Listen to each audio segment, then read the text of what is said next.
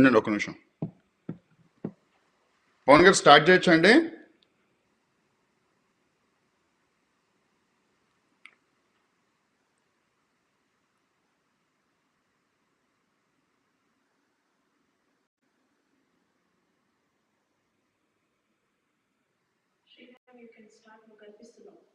నమస్కారం అండి.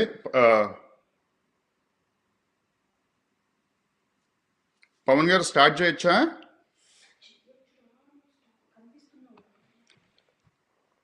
శ్రీ గురుభ్యో నమః.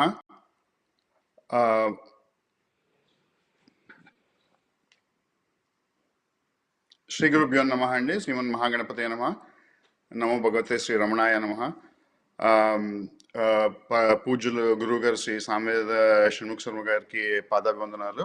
అట్లాంటా వాసులకి ఇది మహాపండగ అని చెప్పుకోవాలి.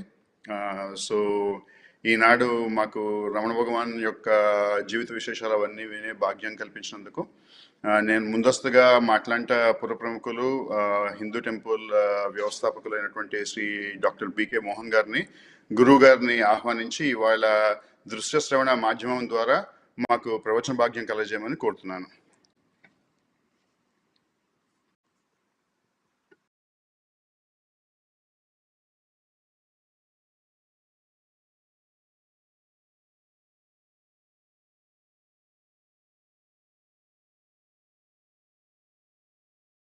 వపుషి కుంజరం ముఖే మన్మహే కిమపి తుందిలం మహః శరణం కరవాణి శర్మదం తే చరణం వాణి చరాచరోపజీవ్యం కరుణామసృణైః కటాక్షపాతైః కురు మాం అంబకృతార్థసార్థవాహం.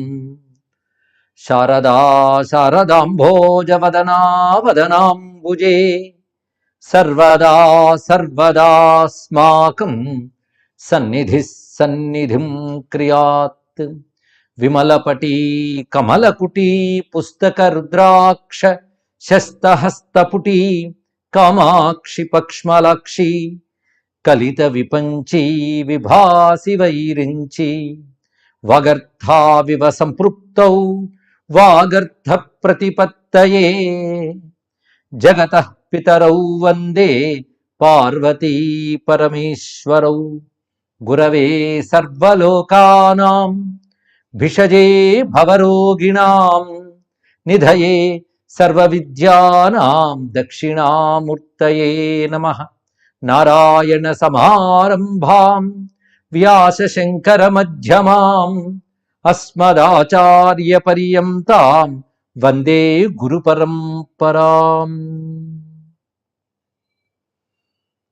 కరుణాపూర్ణ సుధాబ్ధే కబళిత ఘన విశ్వరూప కిరణావళ్యా అరుణాచల పరమాత్మన్ అరుణాచల పరమాత్మన్ అరుణో భవ చిత్తకంజ సువికాసాయ. అరుణాచల శివ అరుణాచల శివ అరుణాచల శివ. శ్రీ భగవతే రమణాయ నమః.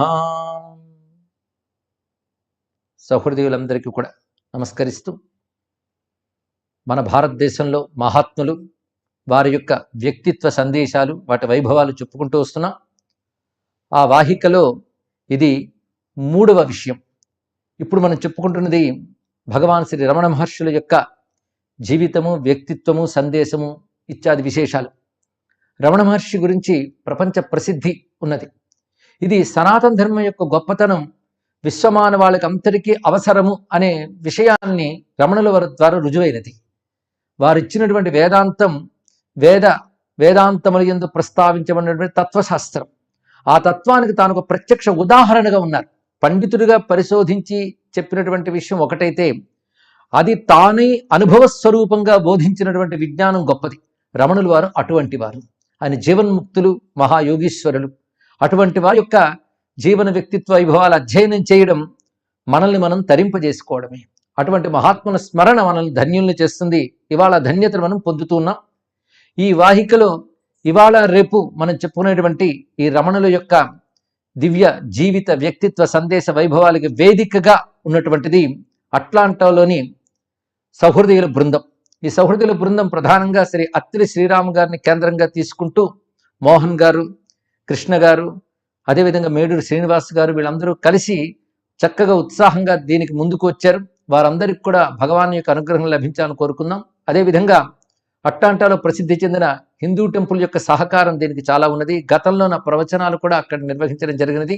వారందరి సహకారంతో ఈ 2 రోజుల కార్యక్రమం ప్రపంచంలో సహృదయులకి సమర్పించబడుతూ ఉంటుంది.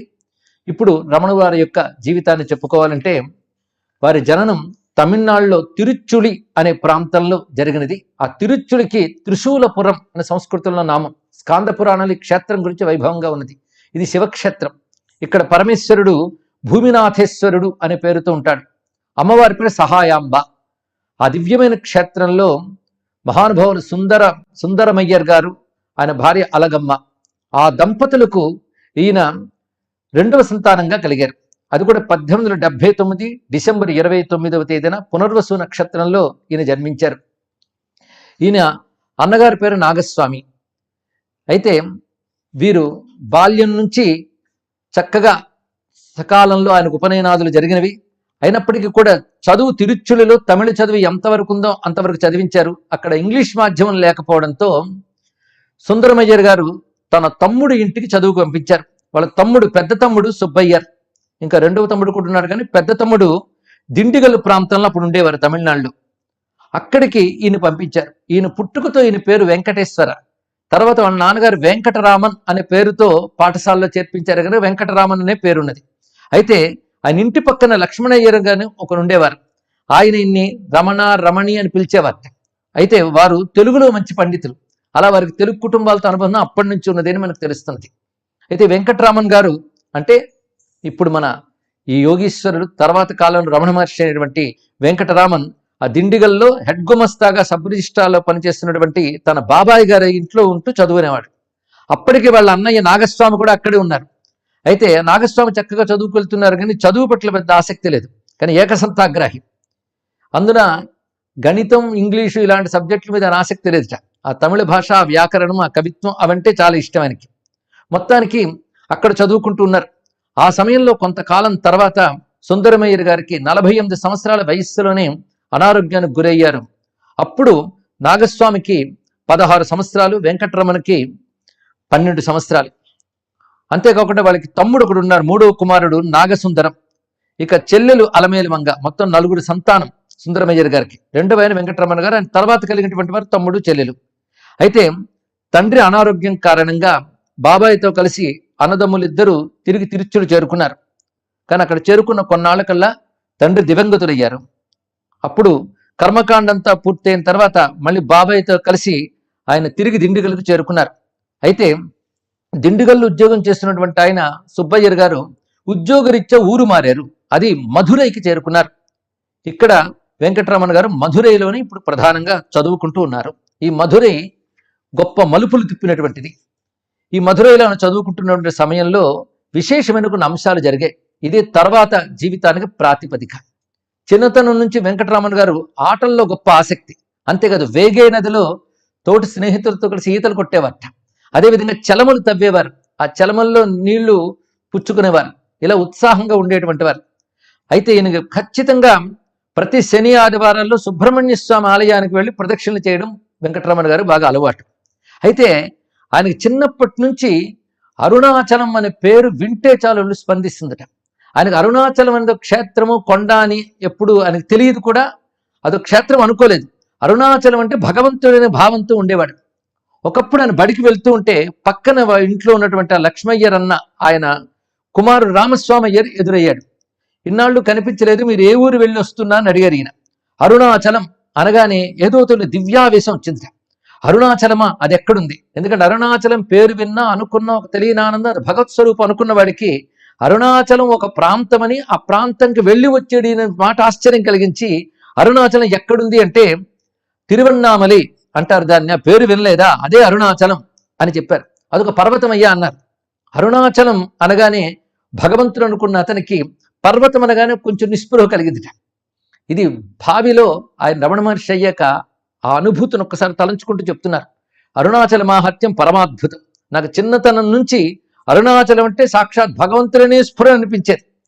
కొండ అనగానే కొంచెం నిరుత్సాహపడ్డాను. కానీ తిరిగి నేను అరుణాచలంకి వచ్చాక తెలుసుకున్నాను, ఇది కొండ కాదు, అనుగ్రహ స్వరూపమైన పరమాత్మయే నా అనుభవపూర్వకంగా గ్రహించాను అని చెప్పారు. మొత్తానికి ఆ అరుణాచలంపై అంత ప్రీతి ఆయనకు బాల్యం నుంచే ఉన్నది. ఆ సమయంలో ఆయన పెరియ పురాణం అనే పుస్తకాన్ని చదివారు. పెరియ పురాణం అత్యంత ప్రాచీనమైన తమిళ గ్రంథం. అద్భుతమైనటువంటి కవితా రీతులతో శివభక్తుల గాథలు, అవి చారిత్రకమైనటువంటి శివభక్తుల గాథల్ని సెక్యులార్ అనే కవి తమిళ భాషలో అద్భుతంగా రచించారు. దాన్ని ఆయన చదివారు. అది కూడా తన పినతండ్రి ఎవరి దగ్గర నుంచో తెచ్చి ఇంట్లో పెట్టారట. అది చదివిన దగ్గర నుంచి ఈయన మనస్సు ద్రవీభూతమవుతున్నది. భక్తులన్నా భగవంతుడన్నా ప్రేమ భక్తి మరింత ఇనుమడించాయి. ఆ పుస్తకం చదివిన తర్వాత ఆ భక్తుల యొక్క త్యాగం, వారి యొక్క సమర్పణాభావం, ఆధ్యాత్మిక చింతన, ఇవన్నీ కూడా ఆయన హృదయంలో ఆధ్యాత్మిక చింతన పట్ల బీజాన్ని నెలకొల్పాయి. అంటే అప్పటి వరకు బాల్య లీలల్లో ఆటల్లో ఉన్నటువంటి వాడికి ఆధ్యాత్మిక చింతనని రగులు కొలిపింది సెక్యులర్ రచించినటువంటి పెరియ పురాణం. ఇది గుర్తుపెట్టుకోవాలి. పెరియ పురాణం అత్యద్భుతమైన గ్రంథం. అందులో జ్ఞాన సంబంధరు, అప్పరు ఇత్యాది వాళ్ళ యొక్క అద్భుతమైనటువంటి వృత్తాంతాలు ఉంటాయి. మొత్తం 63 నయనార్ల గాథయే ఆ దివ్యమైనటువంటి పెరియ పురాణం. మొత్తానికి ఆ సమయంలో ఆయన పెరియ పురాణం చదివిన తర్వాత ఆయన ప్రవర్తన ఎలా ఉండేదంటే, తరచూ మధురై మీనాక్షి మందిరానికి వెళ్ళడం, సుందరేశ్వర దర్శనం చేయడం, ఆనందించడం, ఈ అనుభూతితో ఉండేవాడు. ముఖ్యంగా రమణుల అంటే వెంకటరమణ్ జీవితంలో ఒక అత్యద్భుతమైన ఘట్టం ఇప్పుడు చెప్పుకోబోతున్నాం. ఆయనకు 16 సంవత్సరాల్లో ఇది జరిగినది. అంటే 16వ ఏట జరిగినది. 1896 జూలై ప్రాంతాల్లో జరిగినటువంటి గొప్ప అనుభూతి ఇది. ఇది ఆత్మానుభూతి లేదా బ్రహ్మానుభూతి అంటారు. సాధారణంగా గురువు దగ్గర ఉపదేశం పొంది మననము, సాధన, యోగము ఇవన్నీ చెయ్యగా సిద్ధపురుషులకు ఎప్పుడో బ్రహ్మానుభూతి కలుగుతుంది.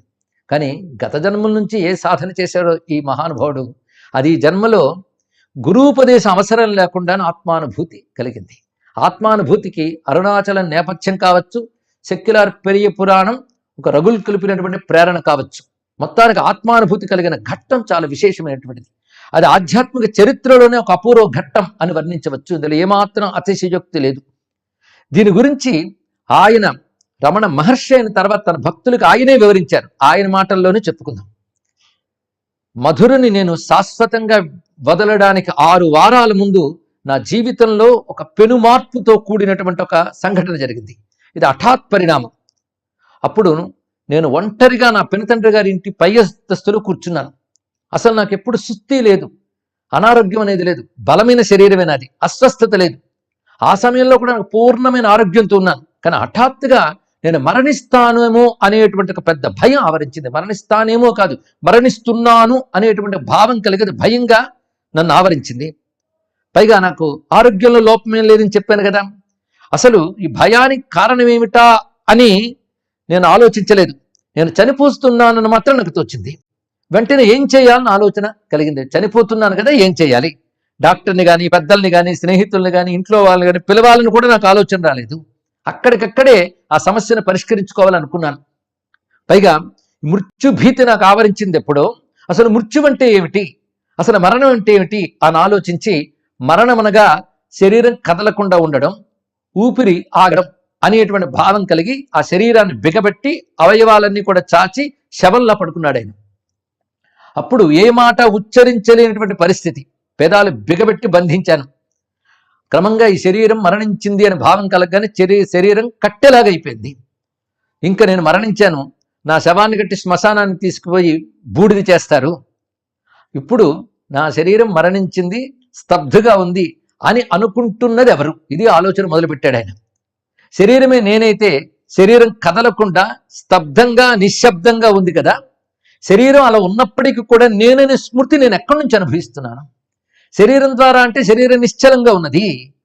అంటే నేను అనేది ఏదైతే ఉందో అది నా యొక్క అసలు స్వరూపం. ఆ అసలు స్వరూపాన్ని ఆత్మ అంటారు. నేననేటువంటి స్ఫురణ ఎక్కడి నుంచి వచ్చిందో అది ఆత్మ. అది దేహం నుంచి వచ్చిందా అంటే దేహం నిశ్చలమైనది, కనుక దేహానికి సంబంధించింది కాదు ఇది. కాబట్టి దేహానికి అతీతముగా ఉన్నవాడని నేను అని ఒక్కసారి ఆలోచన కలిగి, దేహం మరణించినప్పటికీ కూడా నేను దానికి అతీతమైన ఆత్మను గనక నన్ను మృత్యువు కబళించలేదు. అంటే తాను తన మృతదేహాన్ని తానే సాక్షిగా చూసినటువంటి ఆత్మననే ఒక అనుభూతి కలిగింది. ఇది గమనించవలసిన పెద్ద అంశం అండి. ఇది ఒక ఊహ కాదు, అంటే ఇట్స్ నాట్ ఎన్ ఇమాజినేషన్. అదేవిధంగా ఇది ఒక ఆలోచన కాదు, ఇట్ నాట్ ఏ థాట్. మరేమిటయ్యా అంటే ఇది అనుభవం, ఇది ఆయనకు కలిగినటువంటి అనుభవం. కనుక నేను జరామరణాలు లేనటువంటి ఆత్మను అని ఇక్కడ ఒక మాట చెప్తున్నారు. ఈ మాటను గుర్తు తెచ్చుకుంటూ, ఎందుకంటే ప్రగాఢమైన అనుభూతి ఇది. అందుకే దాని గురించి రమణుల వారు చెప్తూ ఉన్నారు భక్తులకు. తర్వాత ఇది వ్యర్థమైన ఆలోచన కాదు నాయన, ప్రత్యక్ష సత్యంగా నాలో స్పష్టంగా ప్రజ్వరిల్లింది. ఏ ఆలోచనలతో నిమిత్తం లేకుండా నన్ను నేను అనుభవంగా పొందాను అంటే ఆత్మానుభూతి. ఇది సత్యమైనటువంటిది. శరీర సంబంధమైనటువంటి చేతనాశక్తినంతటినీ అప్పుడు ఆ నేను అనే దాని ఎందుకు కేంద్రీకరించాను. ఆ కేంద్రీకరించగానే నాకు కలిగినటువంటి ఆనందం అఖండమైనటువంటి ఆనందం. ఈ దేహాలకు అతీతమైనటువంటి ఆ నేను యందు నా సమస్తమైనటువంటి బుద్ధిశక్తులు కేంద్రీకరింపబడగానే ఇంకా దేహస్పృహ పోయి ఆత్మస్ఫురణ కలిగింది. చాలా జాగ్రత్తగా మాట, ఆత్మస్ఫురణ. ఈ మాటకు తర్వాత ఆయన వివరణ చెప్తారు బోధనలో, అప్పుడు గ్రహిద్దాం. ఆత్మస్ఫురణ కలిగింది.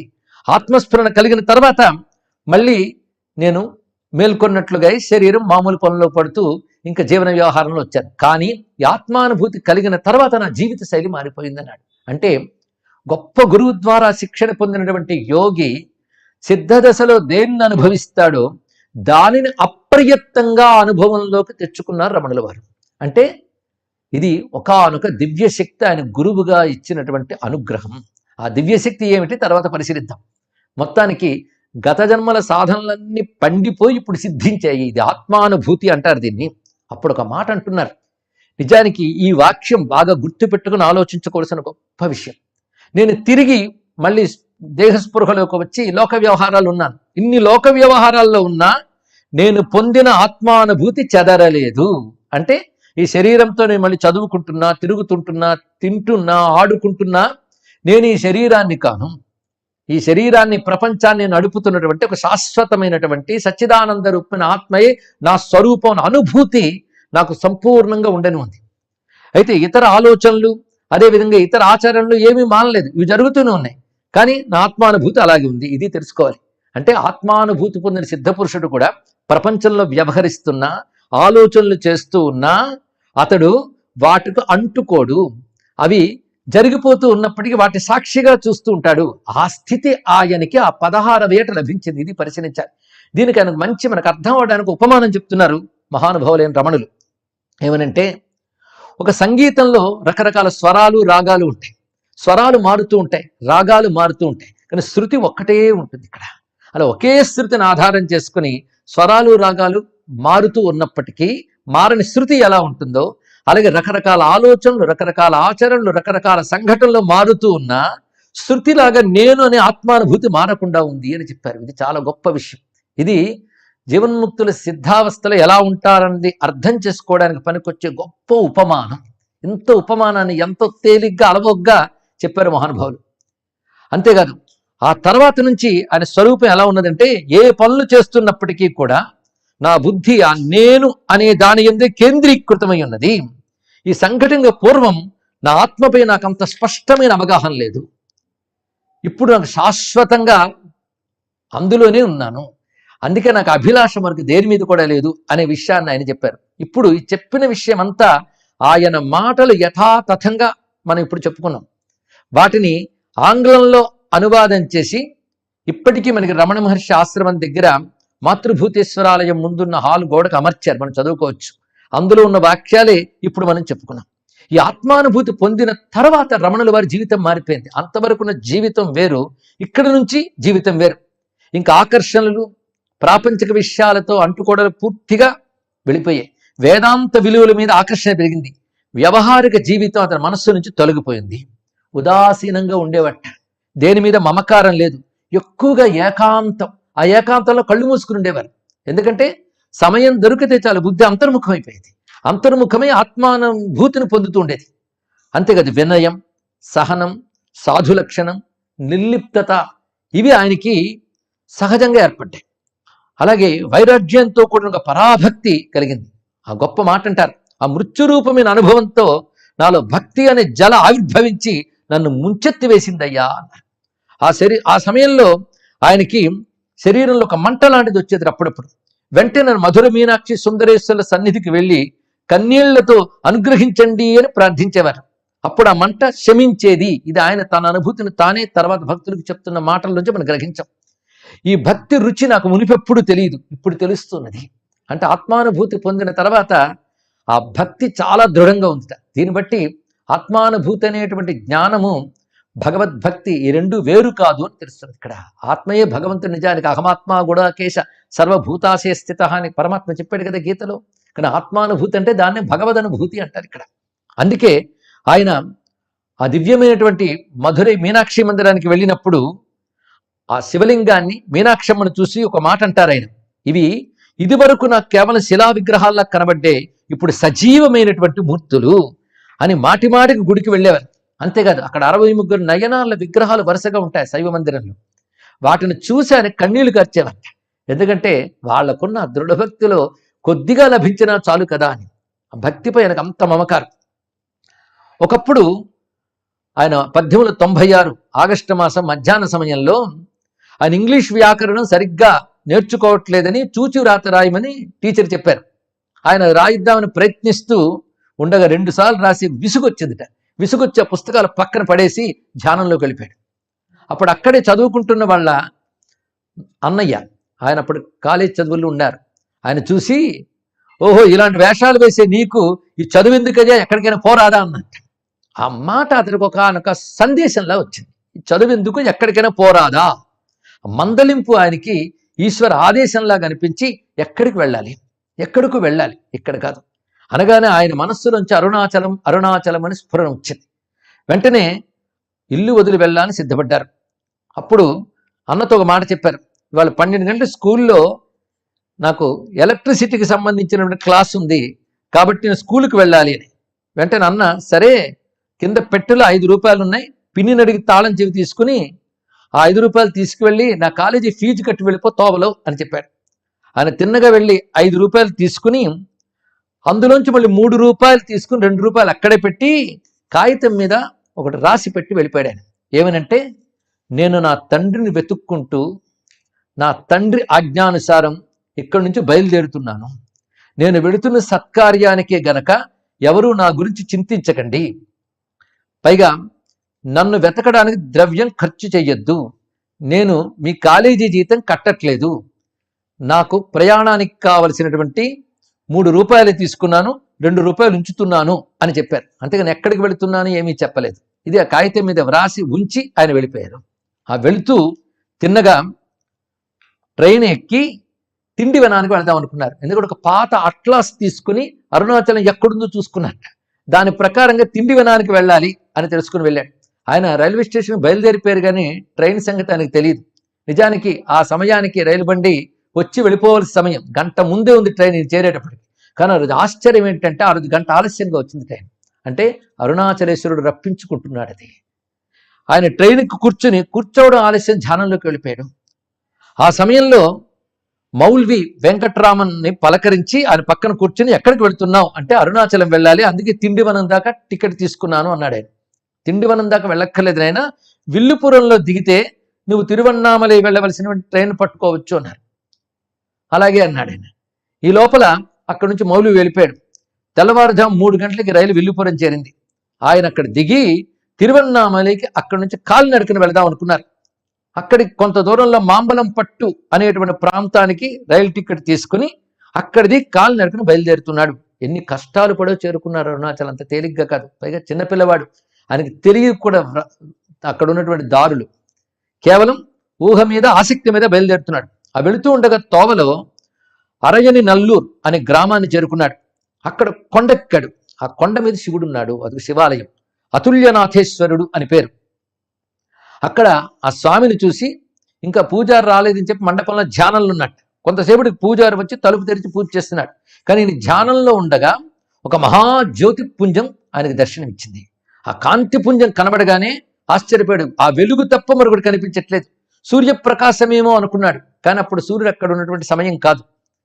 ఆ వెలుగు ఏమిటా అని ఆశ్చర్యపోయాడు. కొంతసేపటికి ఆయన ఆ గర్భగుడిలోకి వెళ్ళేటప్పటికల్లా మరి ఆ వెలుగు కనబడలేదు. గర్భాలయం చీకటిగానే ఉన్నది. అంటే అక్కడ శివుడు జ్యోతిస్వరూప దర్శనం ఇచ్చాడు.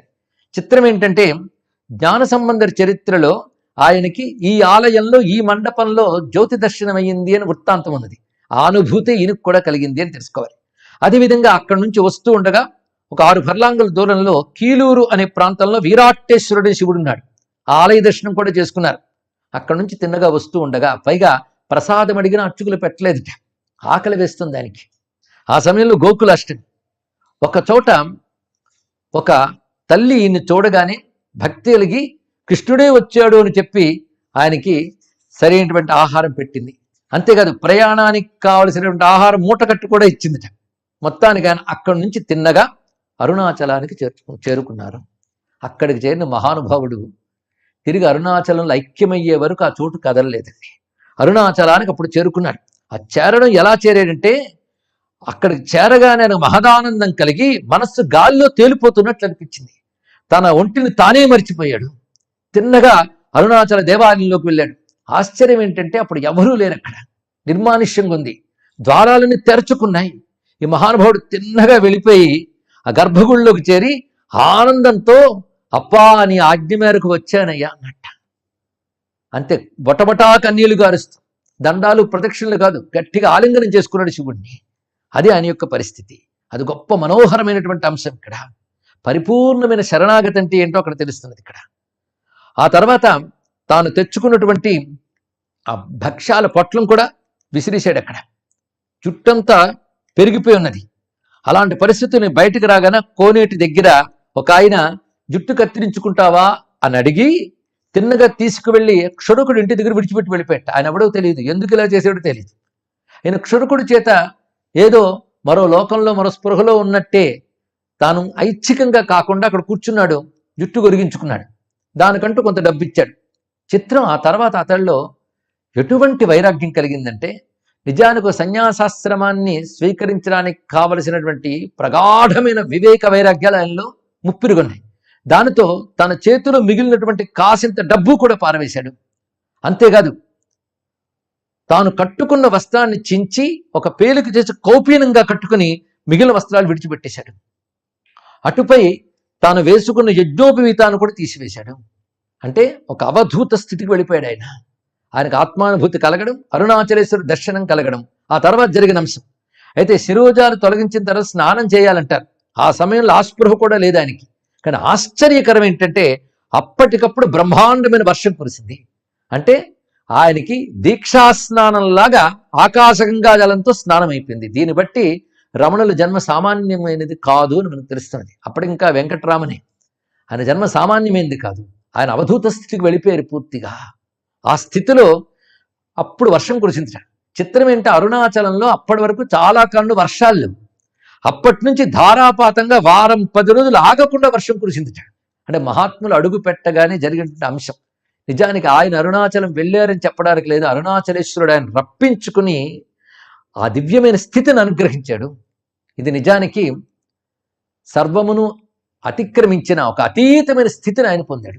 అతీత స్థితిని మనం వర్ణించుకున్న సదాశివ బ్రహ్మేంద్ర సరస్వతి స్వామి వారి యొక్క అవధూత స్థితితో పోల్చవచ్చుది. మొత్తానికి వెంకట్రామన్ ఆలయంలో వేగాళ్ల మండపం ఉంది, అంటే 1000 కాళ్ల మండపం అనుకోవచ్చు. అక్కడికి వెళ్ళి చల్లో గజగజ వణికిపోతున్నా, అసలు కప్పుకోవడానికి వస్త్రం లేకపోయినా కాళ్ళు దగ్గరగా ముడుచుకుని మౌనంగా అలా ధ్యాననిష్టలో కూర్చున్నారు. ఆ ధ్యాననిష్ట చాలా కఠినంగా ఉన్నది. పైగా కటిక ఉపవాసమే. నిజానికి 3 పూటల తినే పిల్లవాడు తిండి లేకుండా ఎలా ఉండగలిగాడంటే ఈశ్వర విలాసం కాకపోతే ఏమిటి? ఆ వేగాళ్ల మండపం దగ్గర ఎక్కువ ధ్యానంలో ఉండేవాడు. అప్పుడప్పుడు ఎక్కువ దిగుతూ పచాలు చేసేవారు. అప్పుడు అక్కడ శ్రీగోపుర సుబ్రహ్మణ్య స్వామి ఆలయంలో మౌనస్వామి అని ఒక మహానుభావుడు ఉండేవాడు.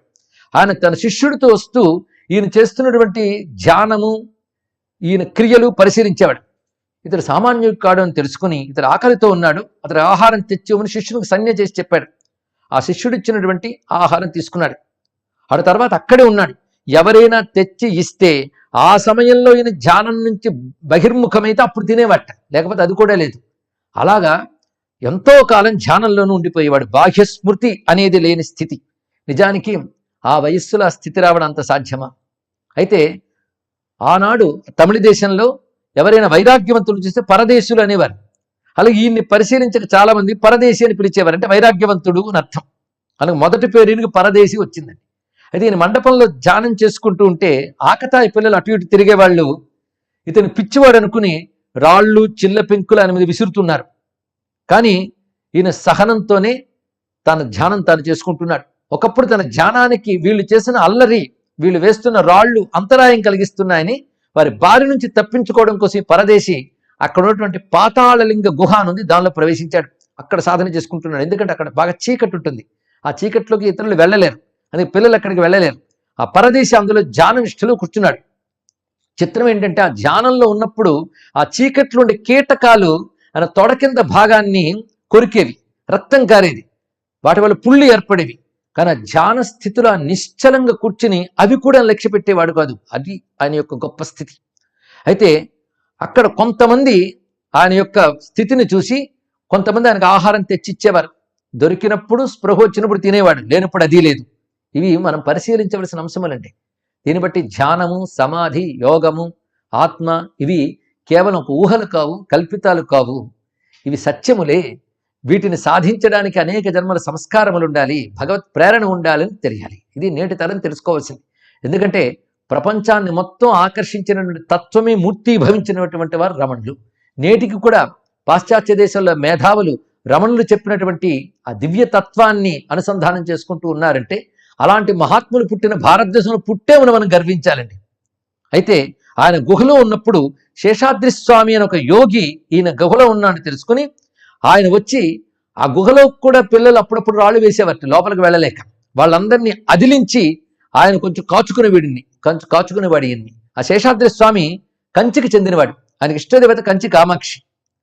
ఆయన ఇక్కడికి వచ్చినప్పుడు ఈ అబ్బాయిని చూసి ఒకానొక ప్రేమ కలిగి అప్పుడప్పుడు వచ్చి ఈ అల్లరి నుంచి అతను కాపాడేవాడు. ఒకప్పుడు కొంతమంది బాలురు, అందులో అన్యమతస్థులు కూడా ఉన్నారు, వాళ్ళు ఈ పాతాళం గుహలోకి పడేటట్టు రాళ్ళు చెల్ల పెంకులు ఎక్కువ వేస్తున్నారు. అప్పుడు ఆ దారిలో వెంకటాచల మొదలయ్యార్ అని ఆయన వెళ్ళిపోతూ చూసి వాళ్ళందరినీ పక్కని అదిలించాడు. ఈ లోపల పాతాళ గుహ నుంచి శేషాద్రి స్వామి వారు బయటకు వచ్చారు. అంటే ఆయన లోపల ఉన్నారు అతన్ని కాపాడుకుంటూ. స్వామి మీకేం దెబ్బలు తగలలేదు కదా అంటే, నాకేం తగలలేదు కానీ లోపల చిన్న స్వామి ఉన్నాడు, ఆయన సంగతి చూడు అన్నట్టు. అప్పుడు ఆయన లోపలికి వెళ్ళి చూస్తే ఆ కటిక చీకట్లో ఆ లింగం వెనుక ధ్యానముగ్ధుడి ఉన్నాడు, పరదేశి అనబడే వెంకట్రామన్. అది ఆయన యొక్క స్థితి. అంతేకాదు ఆ వేగాళ్ల మండపానికి పశ్చిమంలో వాళీ తోట ఉంది, అక్కడ ఒక ఆయన ఉండేవాడు, ఆయన పళనిస్వామి ఆయన పేరు. ఈ పళనిస్వామి తర్వాత ఈయన సేవించుకున్న పళనిస్వామికి భేదం ఉన్నది. ఆయన వచ్చి ఈయనకి చూసుకునేవాడు అప్పుడప్పుడు, తన యొక్క శిష్యులతో వచ్చి ఈయనకి కావలసినవి చూసేవారు. అయితే ఈయన పరిస్థితిని అర్థం చేసుకుని ఈయన ధ్యాన స్థితిని గ్రహించి ఆయనకు పేరు పెట్టాడు బ్రాహ్మణ స్వామిని. అప్పటి నుంచి పరదేశీ స్వామి కాస్త బ్రాహ్మణ స్వామి, స్వామి అనే పేర్లు ఈయనకి లభించాయి. కానీ ఇన్ని పేర్లు తను పిలుస్తున్నా ఆయనకి తెలియదు. కొంతకాలం ఆయన పాతాళలింగ గుహలో సాధన చేసుకుని ఆ తర్వాత అక్కడి నుంచి కూడా కదిలి గోపుర సుబ్రహ్మణ్య స్వామి గుడిలో సుమారు 2 నెలలు ఉన్నారు. అప్పుడు మౌనస్వామి వారు ఆయనకు రక్షకులుగా చూసుకునేవారు. అంటే తన స్థితే తనకు తెలియని స్థితిలో ఎవరో ఒకరు రక్షకులుగా చూసుకుంటున్నారంటే అరుణాచలేశ్వరుడు ఎలా గమనించుకుంటున్నాడో మనం పరిశీలించాలి ఇక్కడ. అంతేకాదు ఆ సమయంలోనే ఆయనే భోజన విషయాలన్నీ చూసుకునేవారు దీనికి. అలాగే రామచంద్రయ్యర్ అనేటువంటి వారు ఎక్కువగా ఈయన దగ్గర కాపలాగా ఉండేవారు రక్షణగా. ఒకప్పుడు అతడు చెప్పినా వినిపించుకోకుండా తన ఇంటికి తీసుకెళ్లి సుష్టిగా భోజనం పెట్టేటానికి. అదే అరుణాచలం చేరిన తర్వాత అన్ని నెలల తర్వాత ఆకులు భోజనం చేయడం అప్పుడే జరిగింది. ఆ తర్వాత మళ్ళీ ఆయన కొన్నాళ్ల పాటు సాధన చేస్తూ ఆ పరిసరాల్లో వాళీ తోట అని చెప్పబడేటువంటి ఒక పూతోట ఉన్నది, ఆ తోటలో ధ్యాన నిమిత్తం చేరి అక్కడ కొంతకాలం ఉన్నారు. ఆ సమయంలో ఆయనకి ఒంటి మీద కౌపీనం స్పృహ కూడా పోయి వస్త్రరహితంగానే ఉండేవారు.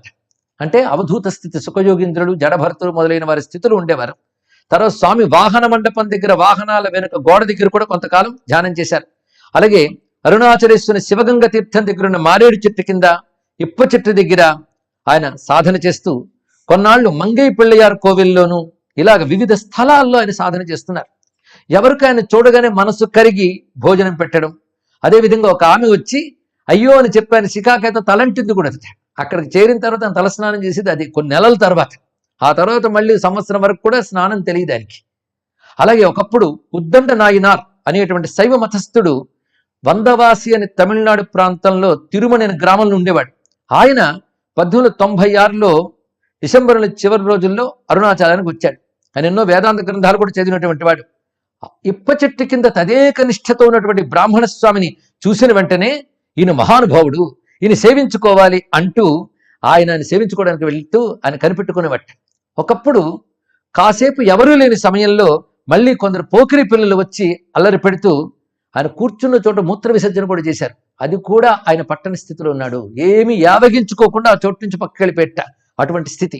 అయితే ఈ నాయనారు మాత్రం వాళ్ళందరినీ మందలించి ఇంకా ఎక్కువగా కనిపెట్టుకుంటూ ఆయన దగ్గరుంటూ జ్ఞాన వాసిష్టం అనగా యోగ వాసిష్టం, కైవల్య నవనీతం ఇవన్నీ ఆయన దగ్గర చదువుతూ ఉండేవట. అవి ఆయన వినేవారంతే. ఇలా ఉంటూ ఉంటే గురుమూర్తము అని ఒక చోటు ఉన్నది, అక్కడికైనా మకాం మారింది.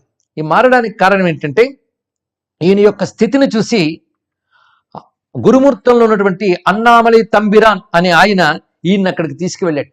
ఆ గురుమూర్తం అది దైవశిఖామణి దేశికర్ అనేటువంటి ఒక శైవ సిద్ధాంతానికి చెందినటువంటి వాడు అక్కడ సిద్ధి పొందిన చోటు. ఆయన ఏర్పరిచిన తిరువన్నామలై అధీనం అది. అంటే ఆయన ఏర్పరిచినటువంటి తిరువన్నామలైలో ఏర్పరిచిన ఒకానొక స్థలం అది, ఆ దేశికుని యొక్క సమాధి స్థలం కూడా. అక్కడ అనేక మంది మహాత్ములు సిద్ధ పురుషులు సాధన చేసుకుంటుంటారు. అక్కడ ఈయన చేరారు, లేదా ఆ తంబిరాను భక్తితో ఆయన అక్కడ తీసుకువెళ్ళారు. అక్కడ ఈయన ఉంటూ సాధన చేసుకునేవాడు. అయితే ఆ సమయంలో ఈ గురుమూర్తం స్వామిని పేరు వచ్చింది దీనికి. 1897 వరకు కూడా ఆయన అక్కడే ఉన్నారు. ఈ గురుమూర్తంలో చీమల బాధ ఎక్కువట, కానీ చీమల బాధ ఉన్నప్పటికి కూడా బాహ్యస్మృతి లేకుండా ఆయన ఉండేవారు. ఆ సమయంలో ఆయన యొక్క గొప్పతనాన్ని చూసి ఆ తీసుకెళ్ళినటువంటి ఆ తంబిరాను చాలా ఆశ్చర్యపోయేవాడు. అంతేకాదు ఈయన సామాన్యుడు కాడు అని చెప్పి ఈయనకు ఒకసారి హారతి ఇవ్వడానికి హారతిచ్చి పూజ చేసేట. అది ఈయన భరించలేక ఆ సమయంలో అక్కడి నుంచి వెళ్ళిపోయారు. అప్పుడు ఒక మాట, ఆయన మాటలు లేవు, కేవలం రాసి చూపించేవాడు ఆయన. అక్కడున్న పలక మీద నాకు ఈ పూజ కాదు కావలసినది, నాకు ఆకలి వేసిన కుక్షి కింద పెట్టు అని మాత్రమే రాశారు. అందుకే దీనికి కావలసినది ఇదే, కుక్షి నింపడమే అని రాశారు ఆయన. అంతే. అంటే ఈ పూజలు ఈ పునస్కారాలు దేవుళ్ళు ఆరాధించడాలు ఆయనకి ఇష్టం లేదు అని దీన్ని బట్టి తెలుస్తున్నది. ఆకలి వేసినప్పుడు అందుబాటులో ఆ మాత్రం ఆహారం అంతే. పైగా ఎక్కువగా ఆయన ద్రవ పదార్థం తీసుకుంటూ ఎక్కువ కాలం ధ్యానంలోనే ఉండేవారు. ఆయన బాహ్య స్మృతి లేదు. ఇలాగా ఆయన 19 చాలా కాలం వరకు ఉన్నారు. దీన్ని బట్టి మనం తెలుసుకోవాల్సింది సుమారు 11 నెలల కాలం ఆయన పూర్తి 11 ఏళ్ల కాలం పూర్తి మౌనంలోనే ఉన్నారండి. ఆ సమయంలోనే పళనిస్వామి అనేటువంటి ఒక మలయాళ దేశస్థుడు ఈ గురుమూర్తమునకు వచ్చి ఈయన చూసిన వెంటనే ఆయనకు అనిపించిందిట, ఈయనే నాకు దిక్కు, ఈయన వల్లనే తరించుతాను అని.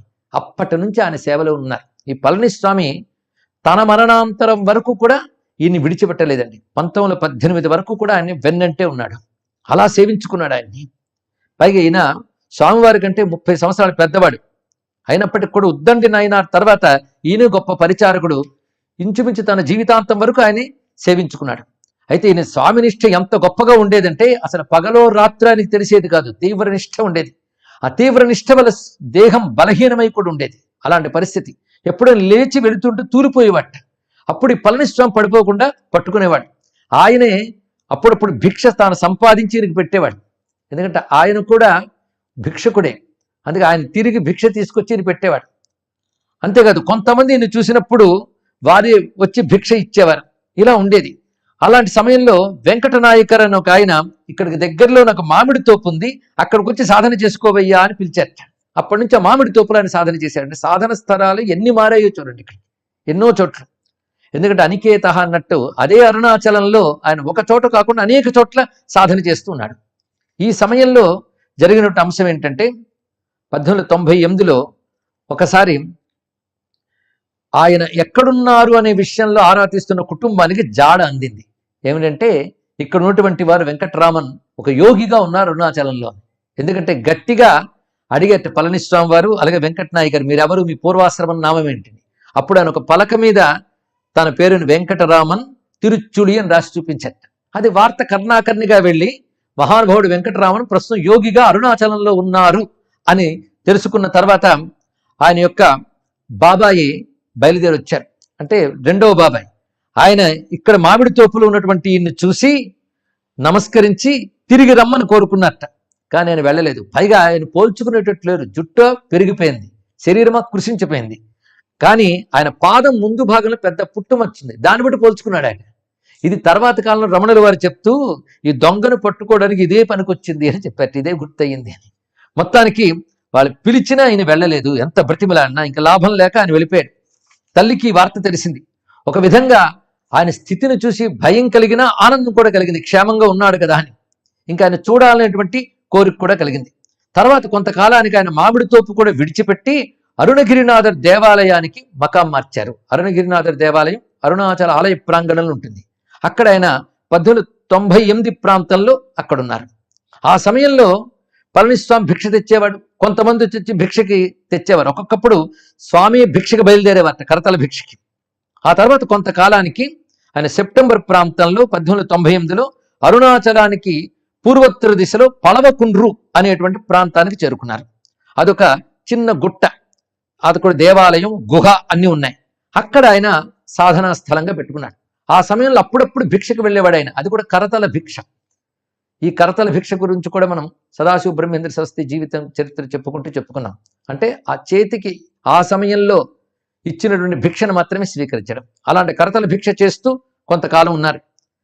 అటువంటి ఆయన వద్దకు ఒకప్పుడు పవలకుండ్రుల్లో ఉన్నారు అనేటువంటి విషయం తెలుసుకుని తన పెద్ద కుమారుడు నాగస్వామితో కలిసి అమ్మ అళగమ్మ చేరుకుంది. అంటే చాలా కాలం తర్వాత మళ్ళీ కొడుకుని చూసిందండి. 1898 డిసెంబర్, అప్పుడు క్రిస్టమస్ సెలవులకి వచ్చారు. అంటే ఆ నాగస్వామి గారికి కూడా ఇప్పుడు సెలవులు దొరికాయి కనుక ఆయన వాళ్ళు వచ్చారు. ఆ వచ్చినప్పుడు చూసి దుఃఖం ఆపుకోలేక ఆవిడ చాలా విలపించింది. చుట్టూ ఉన్న వాళ్ళకు కూడా దుఃఖం కలిగిందండి ఆ సన్నివేశం చూశాక. కానీ ఆ నిశ్చలంగా చూస్తున్నాడు, నిర్లిప్తంగా, ఆయన మనస్సులో ఏ చలనము లేదు, నిర్వికారంగా చూస్తున్నాడు. పైగా చుట్టూ ఉన్న వాళ్ళు, స్వామి అమ్మగారు వాళ్ళు దుఃఖపడుతున్నారే, తిరిగి రమ్మని బతిమలాడుతున్నారే, మీరు ఏ సమాధానం చెప్పట్లేదని, అవునని కానీ కాదని కానీ ఒక్క మాట కూడా ఆమెకి మీరు చెప్పట్లేదేంటి? ఆమెకు అలా సమాధానం చెప్పి తృప్తి అవుతుంది కదా, మీరు మౌనంలో ఉన్నారు, సరే ఏదో ఒకటి రాసివ్వండి అని అక్కడ కాగితం పెన్సిల్ ఆయనకి ఇచ్చారట. వెంటనే నేను కాగితం మీద ఒకటి రాసిచ్చారండి. ఇది గొప్ప ఉపదేశం, చాలా గుర్తుపెట్టుకోవాల్సిన, నేటికి రమణుల వారి ప్రాసంగిక ఉపదేశాల్లో అత్యంత ముఖ్యమైనదిగా చెప్పబడుతున్న ఉపదేశం ఇది. ఆ తర్వాత ఆయన కావ్యకంఠ గణపతి మునికి ఇచ్చిన ఉపదేశం, 2 ఉపదేశాలు. ఈ ఉపదేశం చాలా గొప్ప ఉపదేశం. ఆయన రాసి ఇచ్చాడు. దాని మీద మాట లేదు ఆయనకి, మాట్లాడకుండానే ఉన్నారు, మౌనంతో ఉన్నారు. అద్భుతమైన ఈ మాట మనస్సులో గుర్తుపెట్టుకోవాల్సినది. కర్త వారి వారి ప్రారబ్ధ కర్మానుసారం జీవుల్ని నడిపిస్తున్నాడు. జరగనిది ఎవరెంత ప్రయత్నించినా జరగదు, జరిగేది ఎవరెంత అడ్డుపెట్టినా జరిగి తీరుతుంది. ఇది సత్యం కనుక మౌనంగా ఉండడమే ఉత్తమం. అత్యద్భుతమైనటువంటి సందేశం ఇది. సర్వమానవాళికి రమణుల వారు అంటే వెంకటరామన్ గారు లేదా బ్రాహ్మణ స్వామి వారు, పరదేశీ స్వామి వారు ఇచ్చినటువంటి గొప్ప సందేశం. కర్త అంటే ఇక్కడ పరమేశ్వరుడు అని అర్థం. ఈ సృష్టికి ఎవడు కర్తో వాడు అని అర్థం. కానీ జగత్కర్త అయిన పరమేశ్వరుడు వారి వారి ప్రారబ్ధ కర్మానుసారం జీవులు నడిపిస్తాడు. ఈ మాట చాలా విశేషం అండి. భగవంతుడు జీవులు నడిపిస్తాడు ప్రతివారు అంటారు, కానీ మధ్యలో వాక్యం చాలా ప్రధానం. భగవంతుడు తన ఇష్టానుసారం నడిపించడు, వారి వారి ప్రారబ్ధ కర్మానుసారం నడిపిస్తున్నాడు. అందుకే జరగనిది ఎంత ప్రయత్నించినా జరగదు, జరిగేది ఎంత అడ్డుపెట్టినా జరిగి తీరుతుంది. ఇది సత్యం కనుక మౌనంగా ఉండడమే ఉత్తమం. అంత అద్భుతమైన వాక్యం ఆలోచిస్తే ఇది ఒక దృఢమైనటువంటి మనశ్శాంతిని కూడా ఇస్తుందండి. అలాంటి వాక్యాన్ని ఆయన ఇచ్చి మళ్ళీ ధ్యాననిష్టలోనే ఉన్నారు. అంటే మహాత్ములైనటువంటి వారికి పూర్వాశ్రమ వాసనలు ఉండవు. అసలు సన్యాసం పుచ్చుకున్నవాడే పూర్వాశ్రమ బంధాలతో వేటికి సంబంధం పెట్టుకోడు. అలాంటిది అవధూతకు ఉంటుందా చెప్పండి? ఆయన స్థితి అటువంటిది. తల్లి ఎంత ప్రార్థించినా ఆ ప్రార్థనలు ఫలించలేదు. ఆఖరికి నాగస్వామికి సెలవులు కూడా ముగుస్తున్నాయి, అంటే అన్నగారికి సెలవులు ముగుస్తున్నాయి కనుక తల్లిని బతిమలాడారు. వాళ్ళిద్దరూ తిరిగి వెళ్ళిపోయారు. ఆ వెళుతూ ఉన్నప్పుడు అరుణాచలేశ్వర దర్శనం చేసుకుని తల్లి దర్శనం చేసుకుని ఒక మాట అన్నదిట, స్వామి అరుణాచలేశ్వర, నా బిడ్డ వెంకట్రామన్ ఇక నా బిడ్డ కాదు, నీ బిడ్డే, నీకు అప్పగిస్తున్నాను అందుట. ఆయన ఎప్పుడూ తనను తాను అర్పించుకున్నాడు పరమేశ్వరుడికి. ఇప్పుడు తల్లి మాట కూడా మరింత బాధ్యత పెంచింది అరుణాచలేశ్వరునికి. మొత్తానికి ఆ మహానుభావుడు 1899లో ఆ పవలకుండ్రుని వదిలి అరుణాచల కొండపై ఉన్న విరూపాక్ష గుహకి మకాం మార్చారు. ఈ విరూపాక్ష గుహ ఇక్కడ రమణుల వారు ఉన్నటువంటి సమయం చాలా ముఖ్యమైనది. ఈ సమయంలోనే ఎందరో మహాత్ములు ఈ దర్శనానికి వచ్చేవారు. అప్పుడు ఉన్నటువంటి పెద్ద పెద్ద పండితులు, యోగులు, పీఠాధిపతులు ఇత్యాదులు కూడా స్వామి దర్శనం కోసం బలాట పడేవారంటే తెలుసుకోండి. ఇక్కడ పైగా సాధకులైన వాళ్ళు, జిజ్ఞాసువులు, వీళ్ళు ఉపనిషత్తుల్లోనూ ఇతర శాస్త్రాల్లోనూ యోగాది సాధనల్లోనూ వచ్చేటువంటి గ్రంథులు అంటే చిక్కుముడుల సమస్యలు అవి తీర్చుకోవడానికి వీరి వద్దకు వచ్చేవారట. ఈ విరూపాక్ష గుహ చాలా ప్రధానమైనటువంటిది. ఈ విరూపాక్ష గుహ ఓంకారాకారంలో ఉంటుంది. అందులో కానీ గాలి ప్రవేశిస్తే ఓంకారనాదం వినబడుతుంది అంటారు. అక్కడ విరూపాక్ష దేవరానికి సిద్ధపురుషుడు ఉండేవాడు, ఆయన సమాధి అక్కడుంది. అందుకే దాని పేరు విరూపాక్ష గుహ అని వచ్చింది. విరూపాక్ష గుహకి ఎదురుగా ములైపాల్ అని ఒక తీర్థం ఉంది. అక్కడ తీయని జలం ఉంటుంది. ములైపాల్ అంటే స్తన్య తీర్థం అని పేరు. అరుణాచల తీర్థాల్లో అత్యంత ప్రధానమైనది. దాని పక్కన ఒక మామిడి చెట్టు ఉంది. ఆ చెట్టు మూలం దగ్గర ఒక గుహ ఉంది. దానికే చూత గుహ అని పేరు. చూత గుహ, దీనికి చూతం అంటే మామిడిని అర్థం. మామిడి గుహ అని ఆ గుహ ఉన్నది. అయితే అది నివసించడానికి అనువుగా ఉండదు. కానీ విరూపాక్ష గుహలో ఏంటంటే వేసవి కాలం వస్తే చాలా బాధ, గాలి లోపలికి రాదు. మిగిలిన కాలాల్లో పర్వాలేదు, వేడి ఎక్కువ, నీరు దొరకదు. ఆ ఎదురుగా ఉన్నటువంటి చూత గుహలో ఈ సమృద్ధి ఉంది. అయితే స్వామిని దర్శించడానికి వచ్చిన మహానుభావుల్లో శ్రీ రంగాచార్య, రామానుజాచార్య సోదరులు వచ్చారట. వారు విరూపాక్ష గుహలో ఉన్నటువంటి ఇబ్బంది తెలుసుకుని అక్కడ చూత గుహ మీద వాలి ఉన్న రాతిని తొలగించి గుహని విశాలం చేసి దానికి ముందు ఒక చిన్న గోడ కట్టి దానికి ద్వారం తలుపు పెట్టించి స్వామి ఉండడానికి వసతులు ఏర్పరిచారు. కానీ విరూపాక్ష గుహలో స్వామివారు సాధన చేసుకుంటూ అప్పుడప్పుడు చూత గుహలో ఉంటూ ఈ రెండు గుహల్లో వారు వసించేవారు. అప్పుడు ఆయన వద్దకు పామరులు, పండితులు, జిజ్ఞాసులు ఎంతరో వచ్చేవారు. ఆ సమయంలోనే స్వామి ద్వారా వాళ్ళు పొందిన బోధనలు చాలా విశేషం. అయితే బోధనలు అంటే మాట్లాడేవారు కారైనా కేవలం ఉపదేశం సైగలతోనూ వ్రాతలతోనూ ఉండేది ఇక్కడ. అయితే 1905లో తిరువణ్ణామలలో ప్లేగు వ్యాధి వ్యాపించింది. అప్పుడు చాలామంది ఊరు వదిలి వెళ్ళారు, కానీ ఈయన కొండ మాత్రం వదలలేదు. అప్పుడు 5-6 నెలలు ఆ అరుణాచలంలో పచ్చయ్యమ్మన్ కోయిల్ అని ఒకటి ఉన్నది, అది కొండ మీద ఉన్నది. అక్కడ కొంతకాలం ఉన్నారు ఆయన. తర్వాత అంతా సద్దుమణిగి రోగం తగ్గిన తర్వాత తిరిగి విరూపాక్ష గుహకి వచ్చారు ఆయన. ఈ విధంగా విరూపాక్ష గుహలో ఆయన ఉంటున్న సమయంలోనే 1907లో ఒక అద్భుతం జరిగింది. 1903లోనే స్వామి దర్శనం చేసుకుని వెళ్ళినటువంటి ఒక మహానుభావుడు 1907లో తిరిగి వచ్చారు. ఇది చాలా ముఖ్యమైనటువంటి సన్నివేశం. ఆయన పేరు కావ్యకంఠ వాసిష్ఠ గణపతి ముని. ఈయన మహానుభావుడు. ఈయన జన్మే చాలా చిత్రమైనది, అద్భుతమైనది. ఈయన పుట్టిన 5 ఏళ్ల వరకు మాటలు రాలేదు. ఆ తర్వాత ఒకనొక చికిత్స మాటలు వచ్చాయి. ఆ తర్వాత మహాపండితుడు, 14 ఏళ్లకే వేదాంగాలు, సంస్కృత భాష, కావ్యములు అన్నిట్లో పండితుడు. నిజానికి ప్రాచీన కాలంలో కాళిదాసాది మహాకవుల తర్వాత సంస్కృతంలో అంత సాహిత్యం రచించిన మహానుభావుడు ఈయన. పైగా మంత్రసిద్ధులు పొందినటువంటి వాడు. భువనేశ్వరి మంత్రాన్ని, అదేవిధంగా ప్రచండ చండీ మొదలైన మంత్రాన్ని సిద్ధింపజేసుకున్నటువంటి మహాపురుషుడు, గొప్ప కవి. ఆ రోజుల్లో బెంగాల్లో నవద్వీప పండితులు ఈయన పాండిత్య ప్రకర్షణ చూసి ఈయన కావ్యకంఠ అని బిరుదునిచ్చారు. అటువంటి కావ్యకంఠ గణపతి శాస్త్రి. తర్వాత ఈయన గణపతి ముని అనే నామం లభించింది. ఆయన 1907 నవంబర్ 18వ తేదీ, ఇది ప్లవంగ సంవత్సరం, ఆయన తిరువణ్ణామలై అంటే అరుణాచలం అగ్నిలింగ క్షేత్రం కనుక ఇక్కడ సాధన చేసుకుందామని వచ్చారు. అనేక పవిత్రమైన క్షేత్రాలకు వెళ్ళి అక్కడ సాధన చేసుకున్నటువంటి మహానుభావుడు.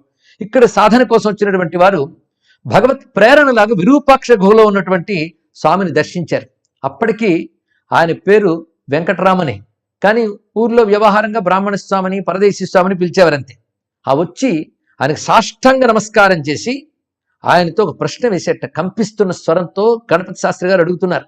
నేను చదవాల్సిందంతా చదివాను, వేదాంత శాస్త్రం కూడా క్షుణ్ణంగా అధ్యయనం చేశాను, మంత్ర జపం చేశాను, కానీ ఉన్నమాట చెప్తున్నాను, నాకు తపస్సు అంటే ఏమిటో తెలియదు. మీ పాదాలే శరణుని నమ్ముకున్నాను, నాపై దయతో తపస్సు అంటే ఏమిటో చెప్పండి అన్నారు. అది ఎంతో ఆర్తితో కన్నీళ్లు కారుస్తూ విలపించి అడిగారండి. ఒక మహాపండితుడు అహంకారాన్ని వదిలి శరణాగతితో కన్నీరు కార్చడం అంటే చిన్న విషయం కాదు. ఎందుకంటే పాండిత్యంగా ఏ పాటి తెలివితేటలు వచ్చినా నన్ను మించిన వాడు లేడు, నేనే గురువుననే భావంతో ఉంటారు. అహంకారం అంతా కరిగిపోతేనే కన్నీరు అవుతుంది. అలాగ కన్నీటితో, ఎందుకంటే అనేక మంది వేదాంతాలు చదివామని చెప్తే అహంకరిస్తూ ఉంటారే, వాళ్ళు ఈ సన్నివేశాలు తెలుసుకోవాలి. అహంకారం ఉన్నంత వరకు అనుగ్రహం దొరకదు. అది ఈ గ్రంథం చదివా, ఆ గ్రంథం చదివా, ఈ పాండిత్యం ఉంది అన్నంత మాత్రం లాభం లేదండి. అంత పండితులే కరిగిపోయారు తెలుసుకోవాలి ఇక్కడ. పైగా మౌన నిష్ఠలో ఉన్నటువంటి మహానుభావుడు. 1896 నుంచి ఈ 1907 వరకు, అంటే 11 ఏళ్ల కాలం పూర్తి మౌనంగా ఉన్నటువంటి మహానుభావుని వద్ద కూర్చుని నేడుస్తున్నాడు. అప్పుడు ఆయన కళ్ళు తెరిచి 15 నిమిషాల సేపు స్థిర దృష్టితో గణపతిని దర్శించారు. ఆయన అంటే గణపతి ముని గారిని చూశారు. అంటే దృగ్దీక్ష ఇస్తున్నారని అర్థం. ఇక్కడ చూపులతోనే అనుగ్రహిస్తున్నారు. ఆయన ఏం చెప్తారా అని ఎదురు చూస్తున్నారు. రాసి ఇస్తారేమో అనుకున్నారు. అంతవరకు ఆయన ఇసుకలో రాసేవారు, లేదా పలకల మీద రాసేవారు, లేదా కాగితం మీద రచించేవారు. అలాంటిది ఇప్పుడు రాత సాధనలేమి తీసుకోవాలి, చూస్తున్నారు. చూస్తున్న ఆయన కొంతసేపటికి కంఠాన్ని సవరించుకుంటూ తమిళంలో తక్కువ మాటలతో ఆగుతూ మొట్టమొదటిగా గొంతు విప్పి మాట్లాడారు. 11 కాష్ఠమౌనం తర్వాత ఆ మహానుభావుడు కంఠాన్ని విప్పి గొంతుతో మాట్లాడుతున్నారు.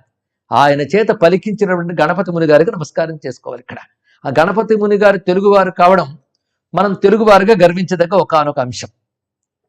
తపస్సు అంటే ఏమిటో చెప్తున్నారు. అక్కడ అమ్మ దగ్గర సందర్భంలో ఆయన రచించిన సందేశం తర్వాత మరొక గొప్ప సందేశం. అప్పుడు రచించారు, ఇప్పుడు వచించారు. తన మాటతో చెప్తున్నటువంటి గొప్ప సందేశం.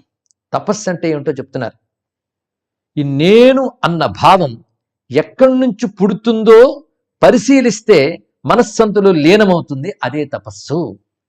మంత్ర జపం చేసేటప్పుడు మంత్రనాదం ఎక్కడి నుంచి పుడుతుందో గమనించితే మనస్సందులో లీనమవుతుంది. అదే తపస్సు. ఆ మంత్రనాదం ఎక్కడి నుంచి పుట్టింది? ఆ చైతన్యం వద్దకు వెళ్ళు, మనస్సందు లీనంచి. ఆ మనస్సందు లీనం చేయడమే తపస్సు.